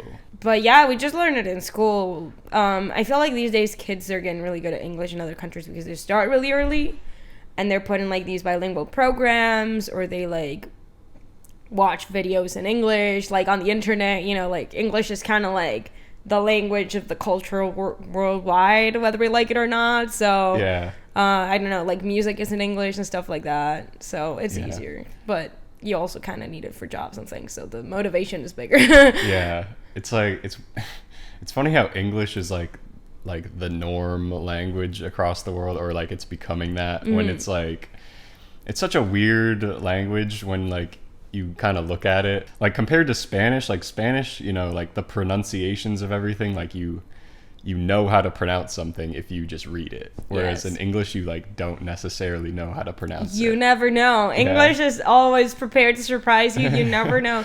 Every fucking verb is irregular. The plural of goose is geese for some reason. And you don't know where the accent of a word is. That A could be an A, could be an A. You don't know. I've spoken to like native speakers, and sometimes they're like, yeah, like words that you only ever read in like academic papers or like books or things, and then they hear them out loud, and they're like, I had never heard that word spoken out loud, and I didn't know that it sounded like that. Yeah. Or like when you read a book, like they made like movies, adaptations of books. So like the Hunger Games and stuff like that. And then they put these characters on screen with names that people have only ever read from the page. And they're like, that's not how that name is pronounced. And I'm like, well, there's no rules, so I guess it can be, huh? It's like the Pokemon thing with Tangela and Tangela. Tangela, yes. Tangela. Growing up, like, I would always pronounce Pokemon names completely wrong. Just well, even the word Pokemon, we say Pokemon. Oh yeah, I think that's actually correct. That's like closer to like Japanese. Pokemon. Yeah, I think it's actually Pokemon, but not. Because it comes from Pocket Monster. Yeah. Yeah. Pokemon. That's like the American way to pronounce it. Yes. What's your favorite Pokemon, by the way? Pokemon. I mean, like classic ones, I think Gengar. The more modern choice, I think is it Chandelure? Oh yeah, Chandelure. Yeah. The big like ghost fire type. Yes. Chandelier. Yeah. Yes, the one that's like a lamp. Yeah, that one's sick too. Yeah, and I like I really like ghost types. That's like the theme of like, you know, mismatches and stuff like that. Yeah. Yeah. My favorite type is normal types. That's cool. I feel like normal types. There's a lot of really good designs on like normal type Pokemon. Yeah. I used to be like really into competitive, and like I just like how normal types, they're not good against anything, but like they just have some of the most broken moves. Oh, they always give them like abilities. This, yeah. Like my favorite Pokemon is Exploud, which is that big like purple monster with like, he has like a huge mouth and he does like sound based moves. Oh my gosh, yes. Did you see the Detective Pikachu film? I did not. Okay. Is he in that one? You should watch it. I think it's the pre-evolution. Oh, and they have and they have them at this like sort of rave kind of Fight Club thing, and they're like the speakers. Oh, that's it's sick. cool. You should watch it. What's like your favorite Pokemon game? I think Platinum. Yes. Good choice. Thank you. That was like one of the hardest games. It was very hard. So the reason it's my favorite was because I played so many hours of it, is because I think I was like trying to play it too young, and I didn't really know how Pokemon games worked, and my brain like, you know how you're just kind of wandering around and you're not absorbing like the structure of the game. Yeah. So I would always forget like what I had to do next, or like that was I didn't realize there was any like logic to the gyms or anything like that, and it was just really hard. So I played so many hours of it because I had to fight so hard for like each individual step in progressing the game. The old games, like there's something so cool about just like not knowing what to do sometimes. Like in the newer games, it's always just like it's very like linear, and they like show you like hold your hand each step of the way, which is like if you're a kid it like makes it easier for you, but like if you're an adult playing Pokemon like me, then it just makes it like way more boring. Yes. I had never been like a completionist or anything like that, but playing this last Pokemon game, Scarlet and Violet, I finished it and I was like, that was so fucking easy. Yeah. And like I don't have anything else to do. And I was like, I guess I'll try to complete the Pokédex, but it's just not the kind of challenge that I like in a game, so I was just like, I got bored really easy. Yeah. But I still thought it was really good. And I do like the little like personalizing your little character and like how pretty everything looks. I saw your profile avatar thing on the Switch was Blathers from Animal Crossing, and that's my avatar too. Oh yeah. Yeah, I just like Animal Crossing is so sick. Like it's such a fun game. I was telling Max the other day I haven't played the like newer one, and I was thinking, You haven't? I think I think it's time for me to do it now. Like the fall is coming and stuff. Oh yeah. You gotta get on it. I told Max like, I think I'm gonna start like the new Animal Crossing soon, and I think he thinks it's like one of those like little like sandbox games, and he's like, oh, you can't really like progress anything, and I'm like, why do you have to be trying hard all the time on something? Goddamn. And also I try very hard to complete the museum, I take that shit seriously. I like just completed it like a couple weeks ago. Yeah, thank you.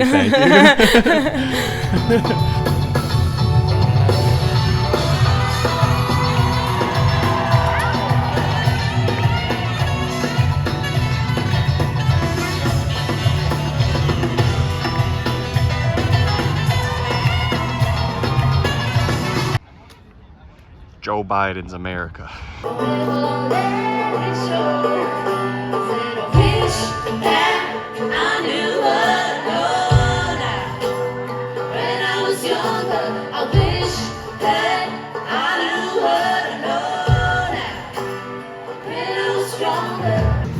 gonna do a little pan up.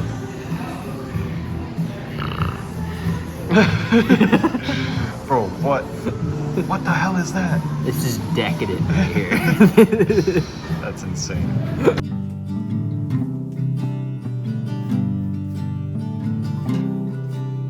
I'm finally thinking of leaving, and I'm starting to sound like I mean it. What is your hat from? It's from the Milwaukee Brewers. In Spanish. Minia asked me about that too. She was like, why do you have like beer makers on your hat but with the Michigan colors? When we were kids, we used to make like little videos all the time. We made like the Death by Destruction series. Do you remember that? I do remember. There were like 6 or 7 iterations of that one. We just like had these little Lego guys, and we would set up like these elaborate scenarios with like the town and the evil villain. I wonder if you still have those. I think you sent them to me like a while back, but I definitely had it on my old laptop. I would be surprised if I deleted any of that stuff. I bet I could find some. That definitely like sparked my interest in video making like as a kid. And then I just like forgot about how fun it was until like last year. I'm so glad that drowning Legos in the backyard triggered that passion. The first couple were just like normal kid garbage, where it was like, yeah, this is just kids with a really old video camera. But some of them, like, there was a plot line, they're like recurring characters and themes. There's one dude that always got like destroyed and blown up. I don't remember what his name was. I feel like we only had that PlayStation for like 2 years and that just disappeared or something. But like we played so much of Crash Bandicoot and like Tony Hawk Pro Skater 1 or something. Yeah, bro. Dude, I remember the soundtrack for Tony Hawk Pro Skater, like, so good. It was awesome. Do you think there's like has someone made a Spotify playlist for that? I'm sure they have, yeah. I wish I could skate, dude.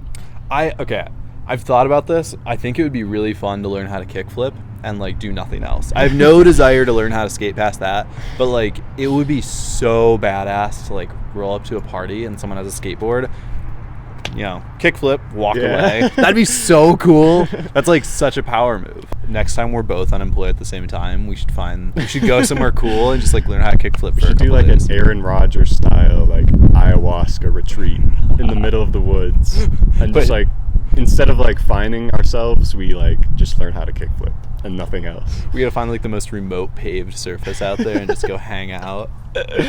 Yeah. 5 a.m. every day, you roll out of the tent, get on the board. It's just a tent in the middle of a vacant parking lot. Like in the middle of nowhere. Well, what's the over-under on like us breaking a wrist? I feel like it's like 6 or 7 hours. That's Dude, like around what I would almost happen. did that when I was surfing with Max. Really? Yeah, we went surfing and I just like the last run of the second day we were surfing, I just like landed super hard on my right wrist and I like totally thought it was broken at first. Like it hurt so bad. He fooshed himself. He fooshed himself. He fooshed himself. And he broke both his arms. Sad. Does he surf now? Yeah. That's just a thing that he does? Yeah. He's lived there for like a month and a half. His sister and his mom went to this climbing comp a couple years ago in China. And it was like, when we were talking about the vacant parking lot, this is what this reminded me of. It was like this city that they built in China, but like there were no people there. Like no one lived there. They just like built this huge city, but it was like empty. Okay, that's spooky. And they like had this climbing comp there, and they like bust people in to be like fans to like cheer for this thing. That's spooky. And it was just like, it was very odd. I wish I knew what the place was called, but yeah, it's just this ghost town that's like has skyscrapers in it. That's bad vibes. So we could go there to learn how to kickflip for sure. Dude, I don't think Ghost Town China is where I want to go. That sounds kind of fucked up, man. We break a wrist and like 7 days later, CNN runs the headline like, 2 Americans trapped in China skateboarding. That could be like the new like skateboarding mecca, basically. I guess. Just totally industrial place with no one there. It's a Tony Hawk Pro Skater map right there. It's just like already. It's what like Colorado and Utah are to climbers. It's just like this town in China is to skaters.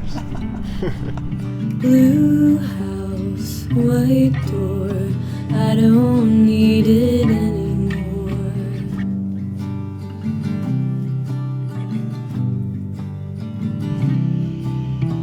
Dog walks, night talks, thick air by the liquor store. You say you don't even notice anymore.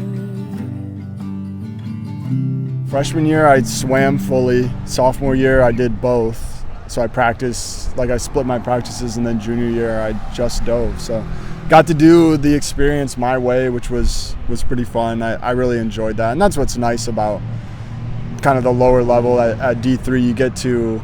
You have more control over your experience as an athlete. So I remember like, I don't know what went into your decision, but I remember like talking to Luke Middlebrook, who like did the same thing.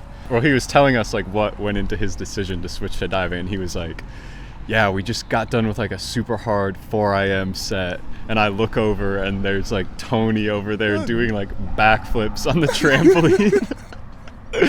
And he was like, that was the moment I knew.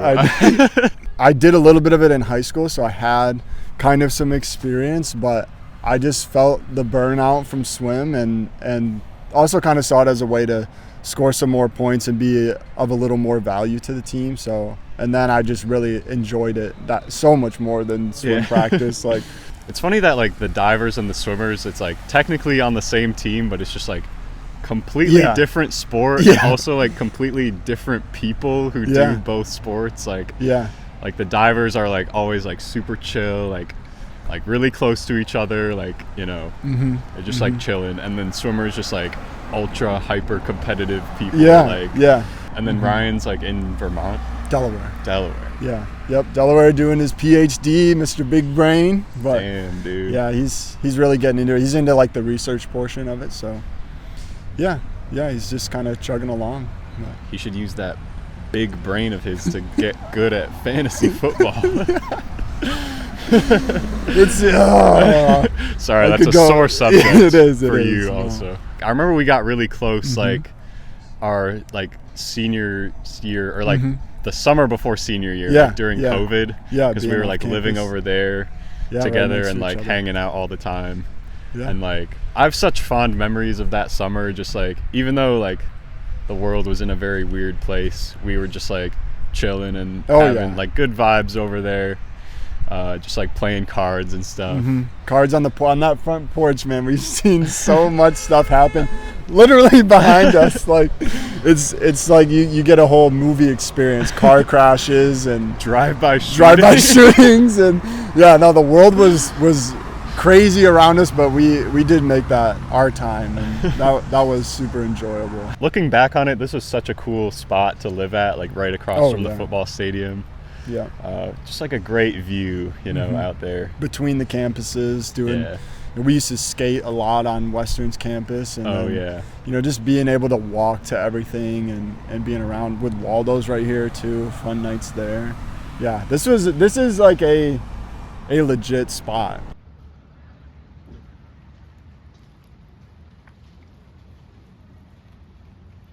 It was so weird walking around campus today, like before you got here. I was just like, I felt like an imposter.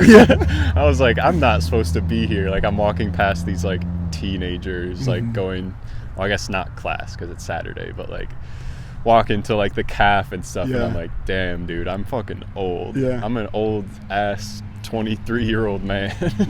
It's interesting, like when you walk back on campus and you're not actively there, but you know what's going on. You know like what these people are thinking about and doing, and where they're going. Like you know all that stuff, but you're never gonna really touch on that. And like there's something about like the October breeze. Like it's really chilly, but it's like so nostalgic, and it's like, man, there's some kids at that school over there. They're gonna fucking get blackout drunk tonight. Like they're gonna have so much fun. And, good for them. Yep. That used time, to be us. That time is probably over for me. And when I say probably, I mean definitely over. Yep. It does not hit the same. Once you graduate, alcohol is not the same. Yeah, dude. So. Like that shit hurts my body. Like, I like barely drink at all anymore. Like one or two maximum, at a time. I just like can't. I remember like for homecoming last year, like me and Brendan came and like we went to the party, like the swim party at the Hive House or whatever. We were like the oldest ones there, and everyone's just like, what are y'all doing here? Like go start a family. Go be an adult. It was fun though. It was like one last like slice of college life. And you're making me think that you mean it. But I have to remember I'm leaving. That did not fucking help at all. Oh my god. That made it so much worse.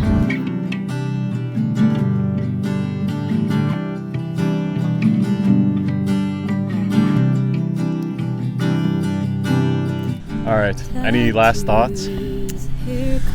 Any last memories? Just live it up while you're in the moment, because they do pass, and you'll think back on them, wondering why you weren't living it up in the moment. So. Hell yeah. Good talk. Boom. That was sick. That was fun. Yeah. Thank you. Yeah, of course, man. That was fun. That was very fun. Oh. I enjoyed that a lot. But don't make me watch you stop being.